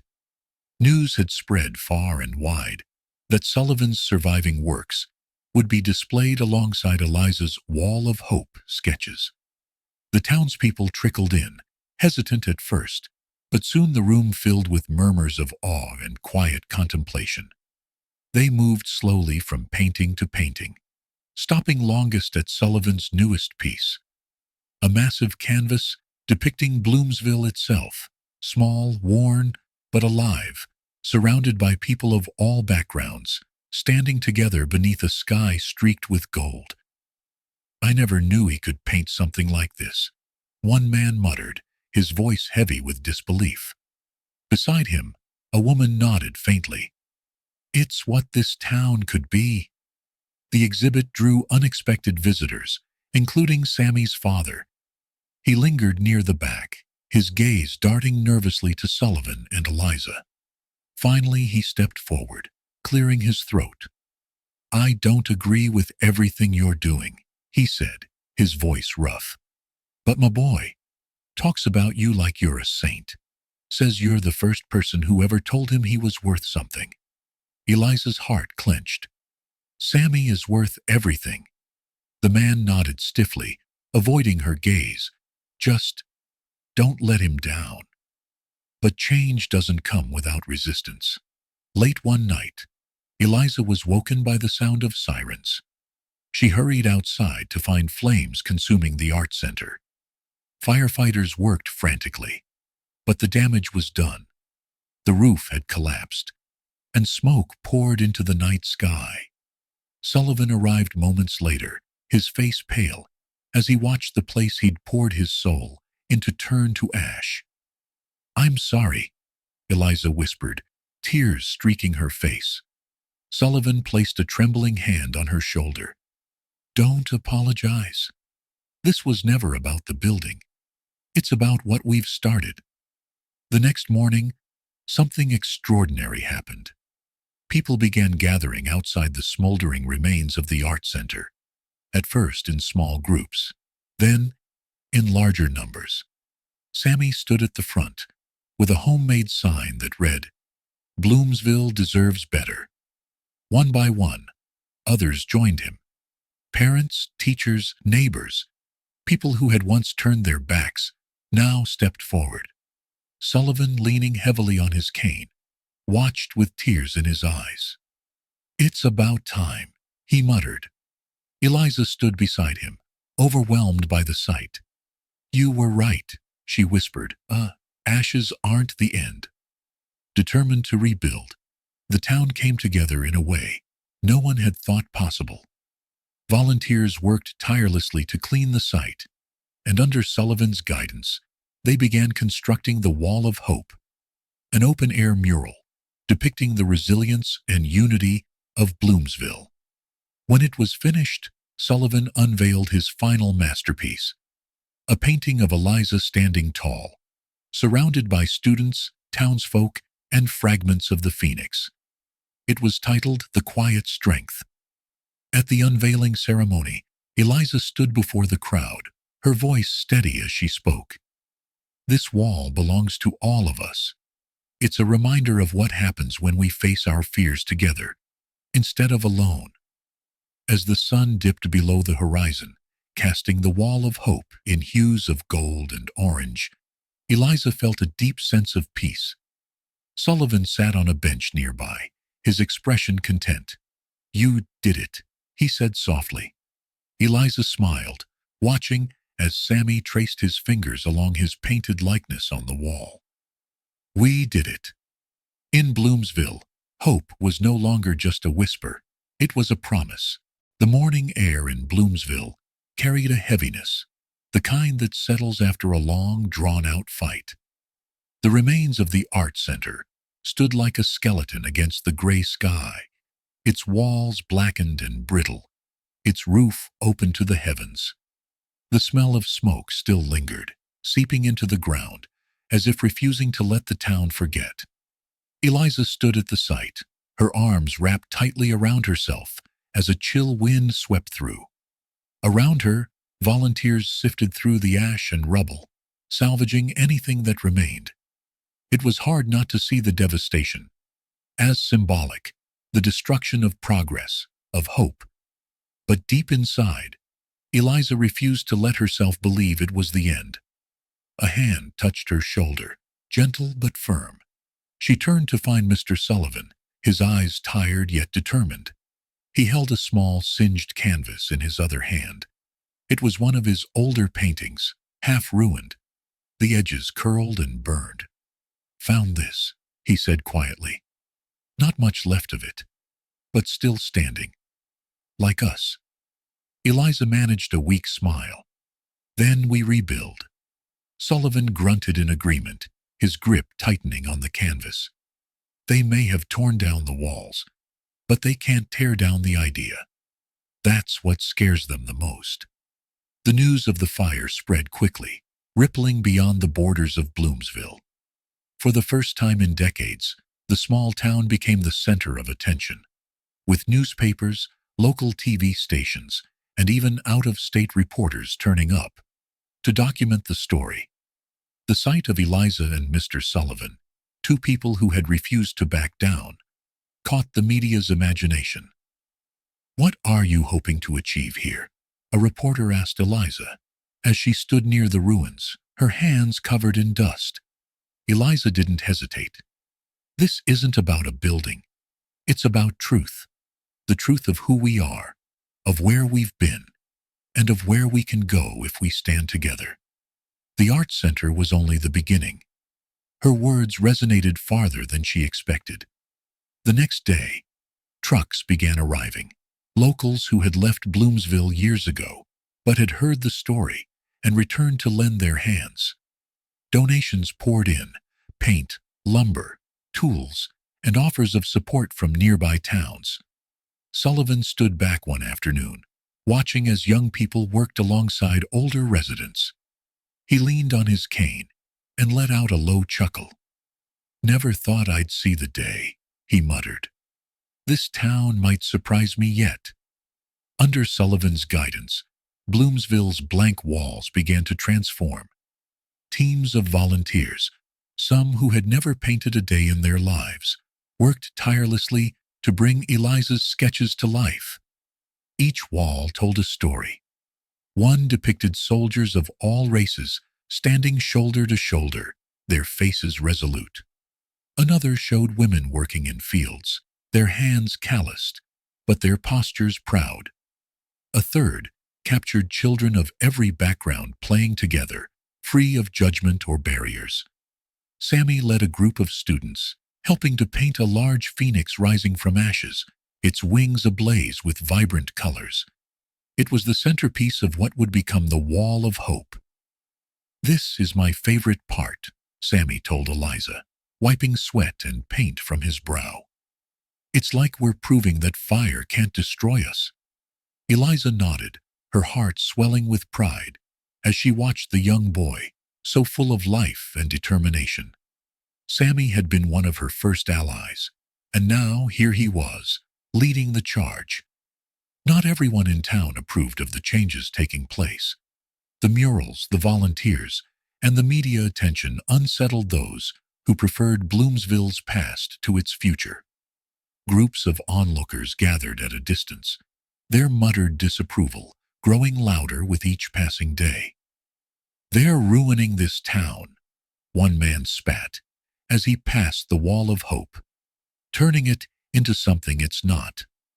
One evening, as Eliza worked late, finishing a section of the mural, a stone flew through the air, striking the wall with a sharp crack.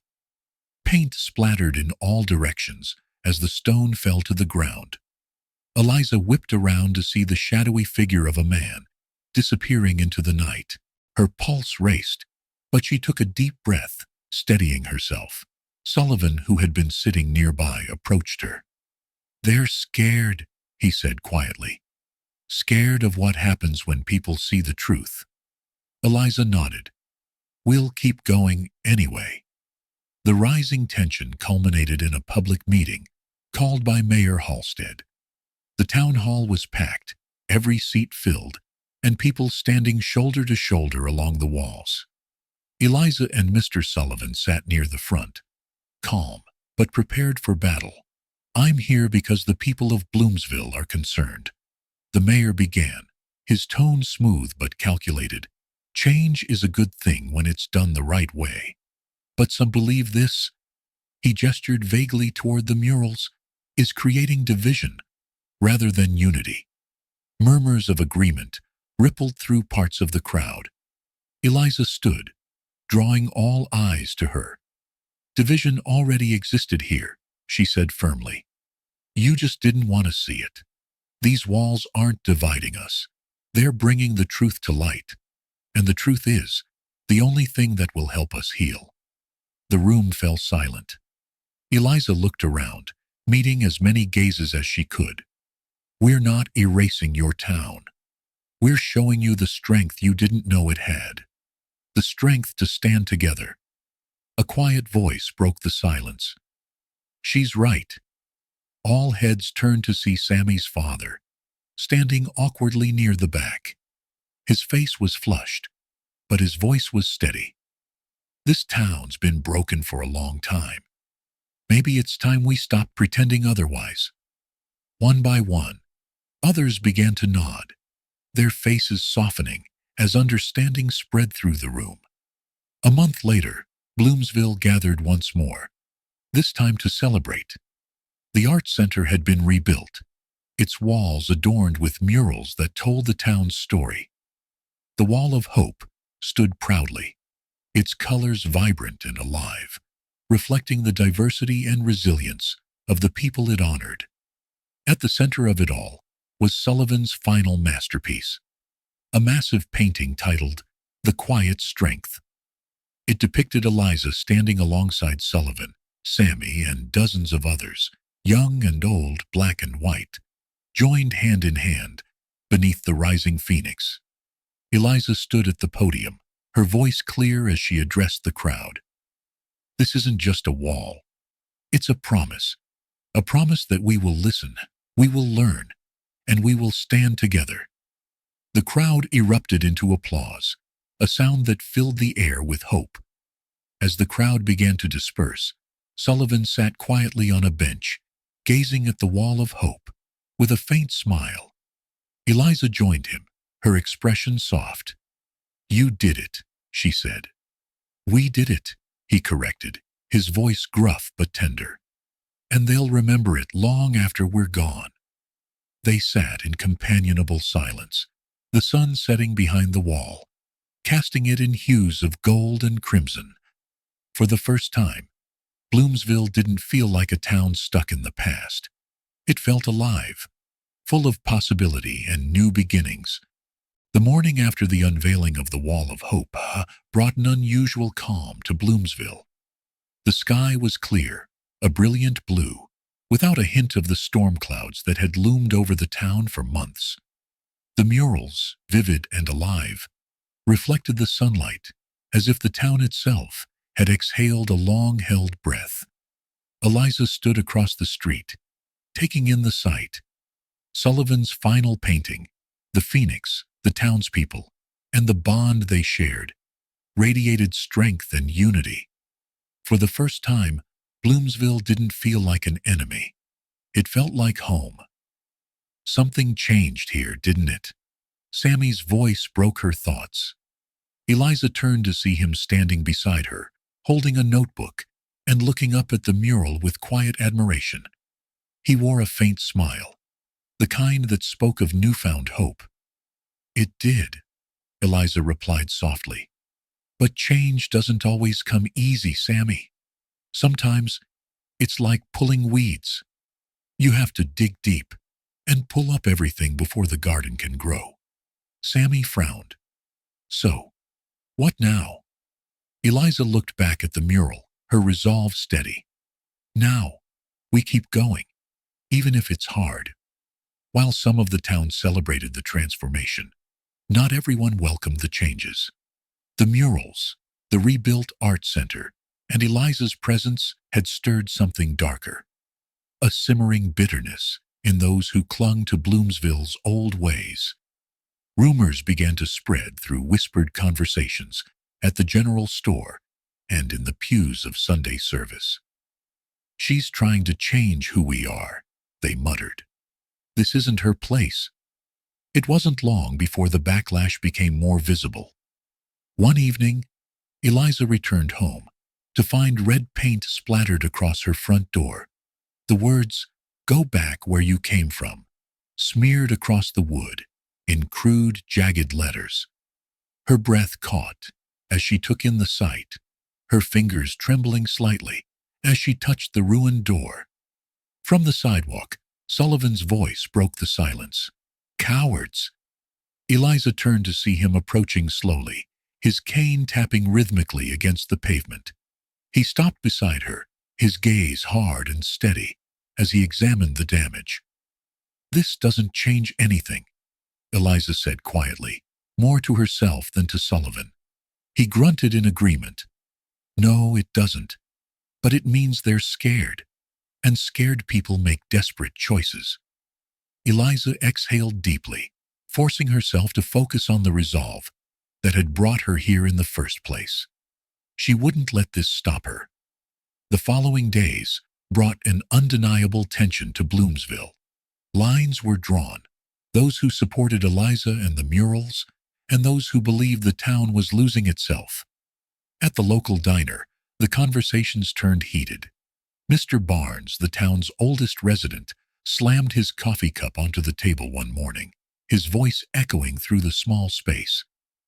"This isn't our Bloomsville anymore," he barked, glaring at a younger man across the room.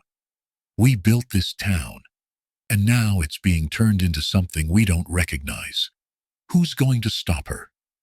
The younger man, Sammy's father, who had spoken up during the town hall, stood his ground.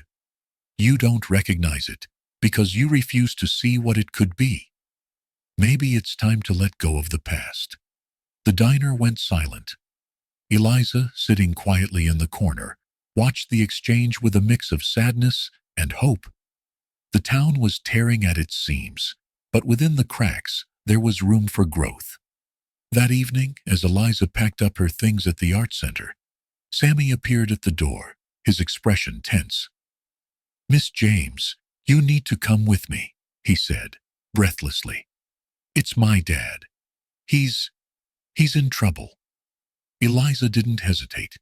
She grabbed her coat and followed Sammy down the narrow streets to his house.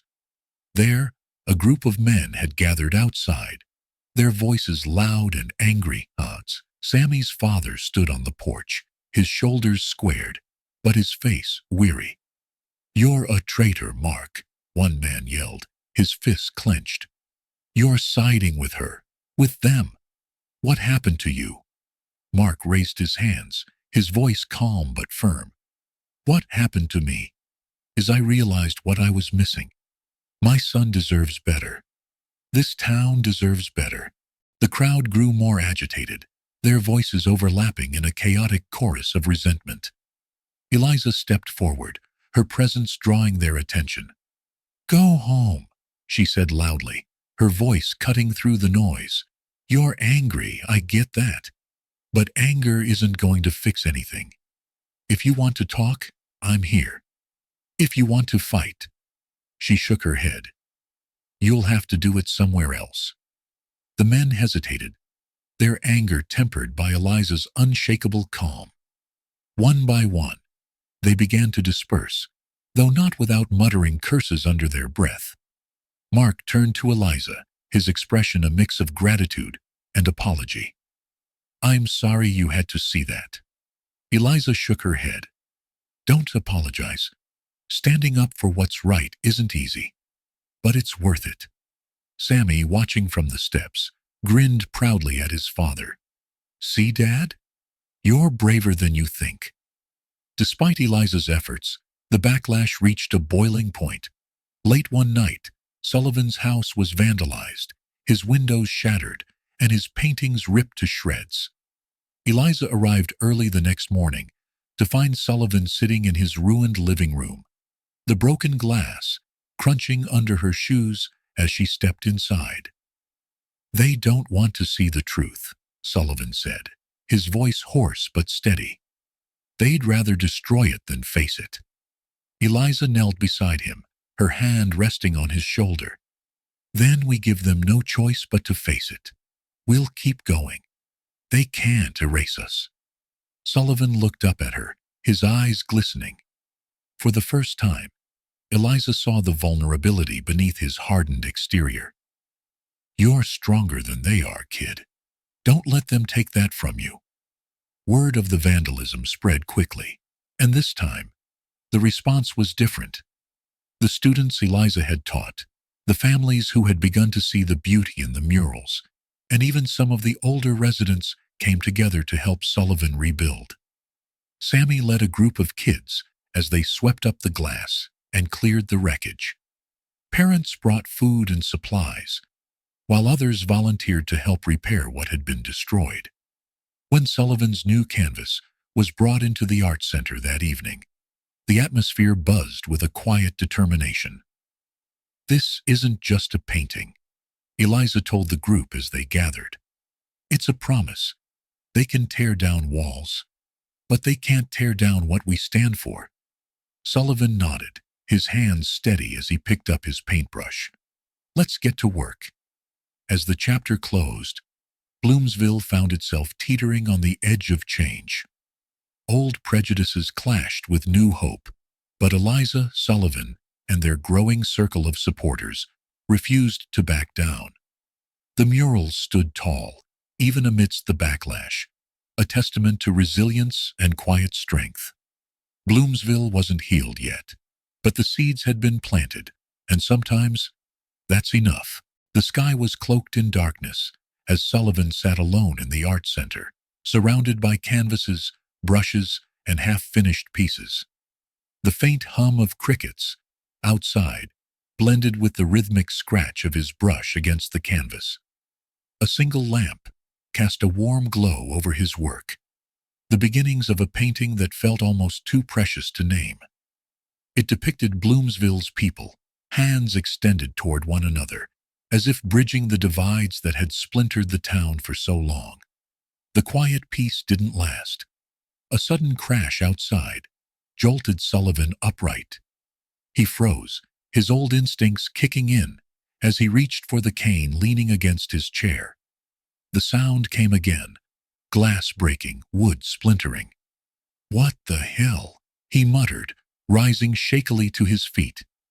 From the windows, flickers of orange light illuminated the darkness. Sullivan moved to the door, his breath catching, as he opened it to the sight of chaos unfolding across the street. The Wall of Hope, the mural that had been unveiled just days before, was being defaced.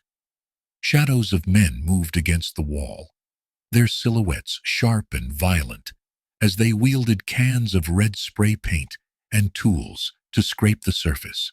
The word traitors dripped in crimson across the phoenix's wings. "Hey!" Sullivan's voice thundered through the night. His hands tightened around the cane, his heart pounding. "What do you think you're doing?" One of the men turned, his face obscured by a hood. "Mind your business, old man." Sullivan stepped forward, his voice unwavering despite the tremor in his legs. "This is my business." One of the vandals broke from the group, marching toward Sullivan with slow, deliberate steps. "You think anyone here wants that garbage? You and that woman think you can change us? You don't belong here." The man shoved Sullivan backward, the force sending him sprawling to the ground. The cane clattered to the pavement beside him. Sullivan's breathing was ragged, but he refused to look away. "Go back inside, before you get hurt." "Do your worst," Sullivan rasped, glaring up at them. The man hesitated, but a shout from across the street broke the tension. "Get out of here!" Eliza's voice rang out like a bell in the dark. She was running toward them, her face lit by the glow of a fire that had ignited in the art center's trash bin. Behind her, Sammy and a few other students trailed close, their shouts filling the night.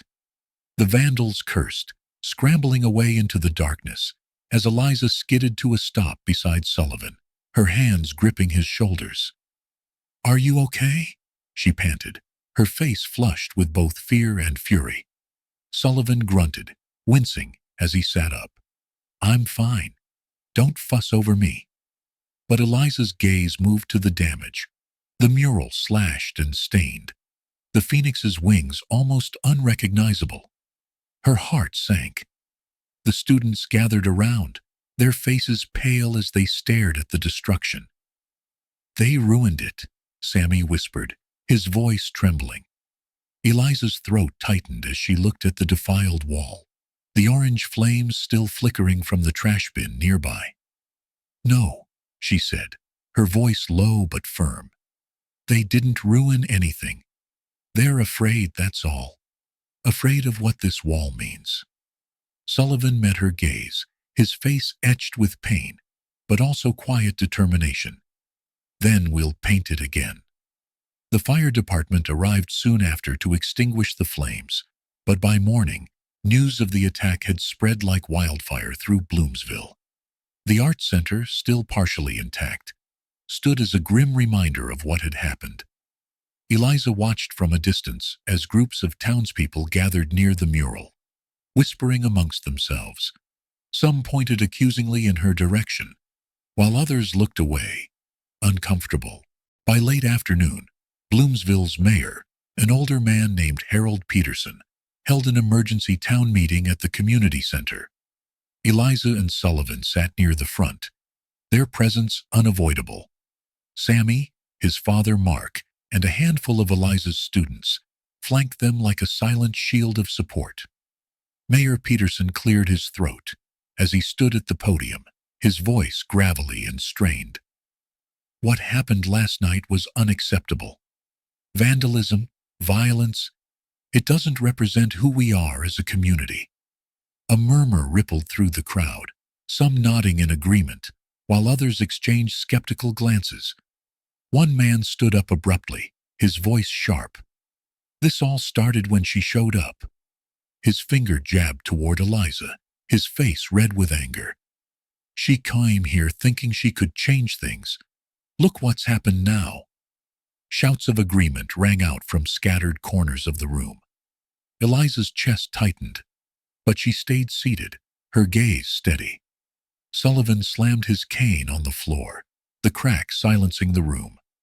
What happened last night wasn't her fault, and you damn well know it. And who asked you, Sullivan? The man shot back. You're part of the problem. I fought for this country, Sullivan growled, rising shakily to his feet. I've seen men of every color bleed and die for each other. And you dare say she doesn't belong here? The room fell silent. Sullivan's voice, though weakened with age, carried the weight of truth. Eliza stood then, her voice clear as she addressed the crowd. I didn't come here to change who you are. I came here to help you see who you could be. She glanced toward the back of the room, where Sammy's father sat, his expression thoughtful. We don't have to erase the past to build a better future. But we do have to stop being afraid of it. The room remained quiet as Eliza sat down. For the first time, she noticed a few faces in the crowd, looking at her with something other than anger. Curiosity, maybe even understanding.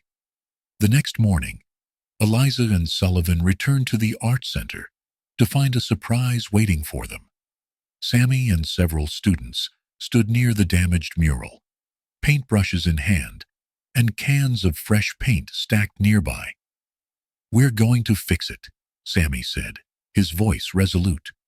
You don't have to do this, Eliza said softly, though tears pricked her eyes. Yes, we do, Sammy replied, because this wall belongs to all of us now. By midday, more people began to arrive. Families, shop owners, even a few of the older townsfolk, all carrying brushes, rags, and supplies. Together, they worked to repair the damage. Sullivan, his hands steady despite his age, painted alongside Sammy, while Eliza guided students through the details of the phoenix's wings. You know, Sullivan muttered to her at one point, his lips twitching into a faint smile. For a stubborn kid, you're not half bad. Eliza laughed softly, her brush trailing bright gold across the canvas. And you're a grumpy old man with a heart of gold. As the sun began to set, the mural stood whole once more, its colors even more vibrant than before. The phoenix's wings stretched wide across the wall, unbroken and beautiful. That evening, as Eliza walked home, she looked back at the mural one last time. People lingered near it, talking quietly, or simply admiring the work. It wasn't perfect, not yet, but it was a start. Sullivan's words echoed in her mind. They can't erase us, and they wouldn't, not now, not ever. The morning after the mural's restoration, Bloomsville was different. The sun climbed steadily over the rooftops, its golden rays falling on the freshly painted wall of hope.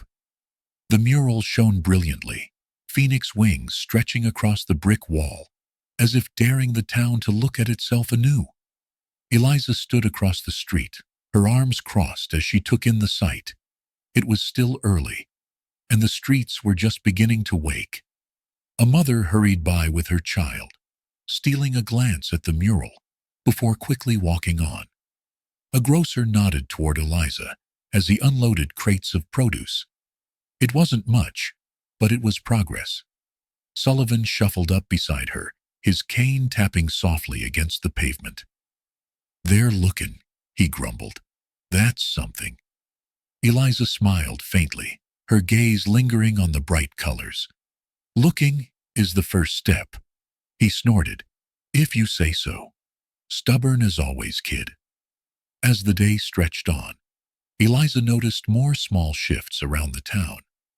Sammy and his friends had become local heroes of sorts, their work on the mural earning them praise from a handful of adults who had once dismissed them. Eliza's students entered her classroom with an unfamiliar energy. The days of glares and muttered comments seemed like a distant memory, replaced now with questions, participation, and an eagerness to learn. "Miss James," Sammy said during lunch, leaning against the doorframe of her classroom, "my dad wants to come to the art center. He says maybe he got it wrong about you." Eliza paused, a smile breaking across her face. "Tell him he's welcome any time." "Yeah," Sammy nodded, his tone quiet but proud. "I think he's starting to see what you're trying to do here." Meanwhile, Sullivan faced a different battle.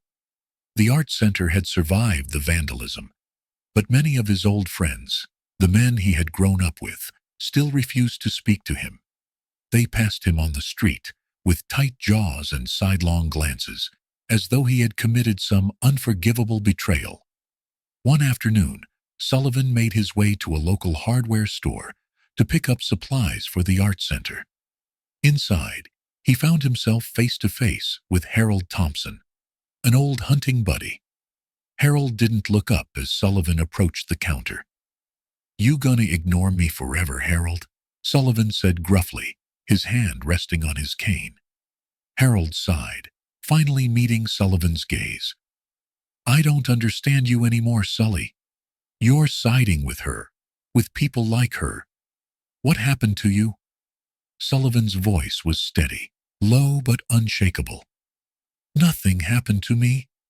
I just woke up and remembered what matters. I fought for this country, Harold.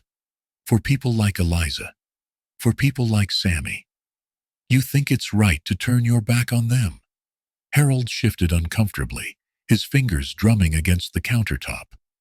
"It's not that simple, Sullivan." "It is," Sullivan shot back. "You just don't want to admit it." The silence between them lingered, thick and heavy. Finally, Harold sighed, his shoulders slumping. "I'll think about it. That's all I ask." As winter crept closer, Bloomsville experienced something no one had anticipated: a quiet unity. The vandalism had backfired. People who had once stayed silent began to speak up, standing alongside Eliza and Sullivan. The art center buzzed with activity. Parents brought their children to see the paintings. Teenagers stopped after school to help repaint the damaged canvases. Even Mayor Peterson paid a visit, his expression softened with something close to admiration. "We're seeing change, Sullivan," Eliza said one evening, as they worked side by side, cleaning brushes after a long day. "Little by little." Sullivan grunted, a smile tugging at his lips. "Took long enough. Change always does." Just as things seemed to settle, a familiar car pulled up outside Eliza's small home. She watched from the window as her parents stepped out, their faces unreadable. Eliza's stomach tightened. She hadn't seen them since they'd urged her to leave Bloomsville, and she wasn't sure she was ready for this conversation. When she opened the door, Mrs. James was the first to speak. "Eliza, can we talk?" She nodded, stepping aside to let them in. They sat around her modest dining table, the air thick with unspoken words.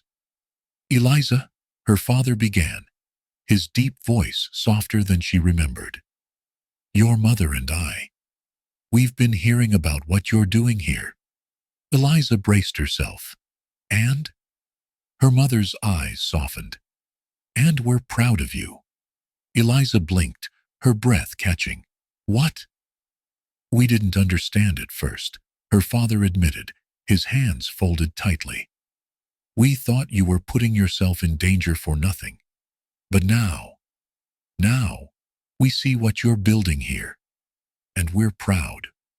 Tears welled in Eliza's eyes as she looked between them. "Thank you," she whispered, her voice trembling. Her mother reached across the table, taking her hand. "You've made us realize that sometimes standing up for what's right means standing alone. But you didn't let that stop you." A week later, Mayor Peterson announced another town hall meeting, this time to discuss progress. The community center was packed, but the energy was different. There was tension, yes, but also hope. Eliza and Sullivan sat near the front, surrounded by students, families, and a growing number of supporters. When the mayor called Eliza's name, she stood, her hands shaking only slightly as she approached the podium. She looked out at the faces of the townspeople, some familiar, some still wary, but many who had begun to see her in a new light. "I came here to teach," Eliza began, her voice clear and steady. "But I've learned just as much from all of you. Bloomsville isn't perfect. None of us are. But I believe that we can do better. I believe this town can be a place where everyone belongs, a place where history doesn't divide us, but teaches us how to move forward." She paused, scanning the crowd. "The Wall of Hope isn't just a mural. It's a promise that we can rebuild what's been broken and create something beautiful together." Applause broke out, first hesitant, then growing into a wave of sound that filled the room. Eliza met Sullivan's gaze, and he gave her a rare, full smile. That night, as Eliza walked home, she passed the Wall of Hope once more. Sammy and his friends were there, adding the finishing touches to a new section, a depiction of Bloomsville's townsfolk standing together, their hands outstretched. Sullivan's voice echoed in her mind. "They can't erase us." And now, it seemed, they wouldn't even try. The morning was crisp and clear, the kind of autumn day that felt like a fresh beginning. The whole town gathered at the Art Center for the official unveiling of Sullivan's final mural, a tribute to everything Bloomsville had been through and the promise of what it could become. The crowd murmured with quiet anticipation. Children clutched their parents' hands, young adults whispered to each other, and even the town's elders, who had once been the loudest voices of dissent, stood with expressions softened by curiosity. Eliza stood to one side of the covered wall, her hands clasped together, nerves thrumming through her body. She glanced at Sullivan, who leaned on his cane with stoic patience. His eyes were brighter than usual, though, betraying the pride he tried to hide. "You ready for this?" Eliza asked softly. Sullivan grunted. "It's just paint on a wall, kid. They'll look, or they won't." Eliza smiled. "It's more than that, and you know it." The mayor stepped forward, clearing his throat to address the crowd. "This town has seen its fair share of division, but today, we gather to celebrate something new. This mural, created by one of our very own, is a symbol of strength, unity, and hope." He gestured toward Sullivan, who gave a slight nod in acknowledgement. The crowd fell silent as Sullivan and Eliza approached the sheet covering the wall. Together they took hold of the edges and pulled it free. Gasps rippled through the crowd as the mural came into view. It was breathtaking. In the center of the sprawling artwork stood a figure of quiet strength, Eliza, depicted with unyielding dignity, her posture proud, and her eyes forward-facing. Behind her, Sullivan stood tall with his sketchpad, his expression resolute and wise. Surrounding them were the people of Bloomsville, children, families, workers, veterans, each rendered with care, their faces lifted toward the light, breaking through the clouds above. At the very top of the mural, written in delicate but powerful script, were the words, "The quiet strength of hope." For a long moment, the crowd said nothing. Then slowly, applause began to build. It was hesitant at first, like raindrops falling on dry ground. But soon, it grew into a thunderous wave of sound that echoed across the square. Tears pricked at Eliza's eyes as she turned to Sullivan. He stood motionless, staring at his work, a glimmer of emotion breaking through his usual mask. "They're cheering for you," Eliza whispered. Sullivan shook his head, his voice low. "Number, they're cheering because they finally see." Over the next week, the mural became more than just an artwork. It became a gathering place. Families took photographs beneath it. Teachers brought their students to discuss its meaning. And even Bloomsville's most stubborn residents couldn't help but pause and stare. At the Art Center, traffic doubled as people came to see Sullivan's other works, now displayed proudly along the walls. One corner of the gallery featured paintings Eliza's students had created, bright, hopeful depictions of their families, dreams, and future. "Not bad for a bunch of kids, huh?"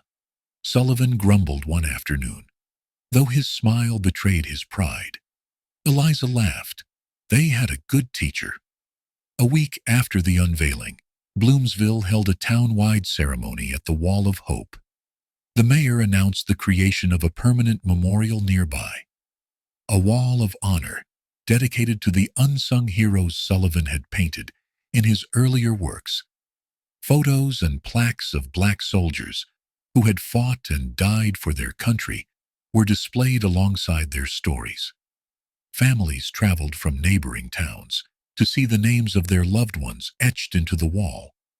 As Sullivan stood before the crowd, his cane firm beneath his hand, he spoke words no one had expected to hear. "For a long time, I didn't think this town would ever change," he began, his voice gravelly but steady. "But sometimes it just takes one person, someone stubborn enough, brave enough, to plant a seed in hard soil." He looked at Eliza, his gaze softening. "She reminded me that art can make people see the truth, even when they don't want to.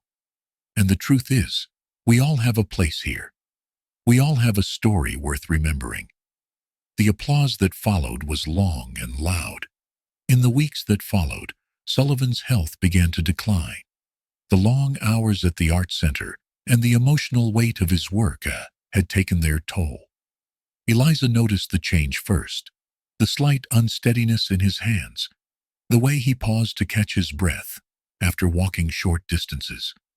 One evening, she found him sitting alone in the Art Center, staring at his final painting. "Sullivan?" she asked, her voice soft. He didn't look up. "It's done now, Eliza?" "What is?" "All of it," he replied, his tone resigned but peaceful. "I told their stories. I painted what needed to be painted. That's enough." Eliza felt a lump rise in her throat. "It'll never be enough. You've given this town so much." Sullivan finally turned to her, a faint smile tugging at his lips. "Then you keep going, kid. You keep teaching. You keep reminding them what's worth fighting for." The news of Sullivan's passing spread quickly. Bloomsville came together once more, this time to honor the man who had taught them to see the beauty in their own history. The Art Center was filled with flowers, handwritten notes, and sketches left behind by children who had been inspired by his work.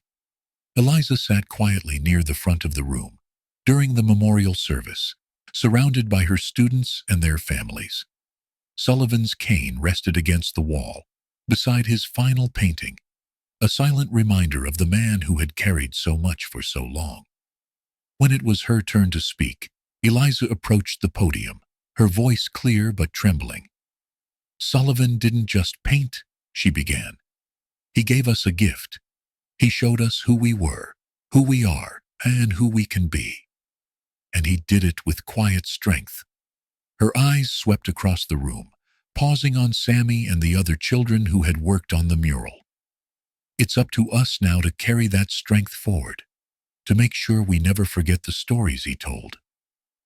Months later, Eliza stood at the edge of town, a suitcase in one hand and a sketchbook in the other.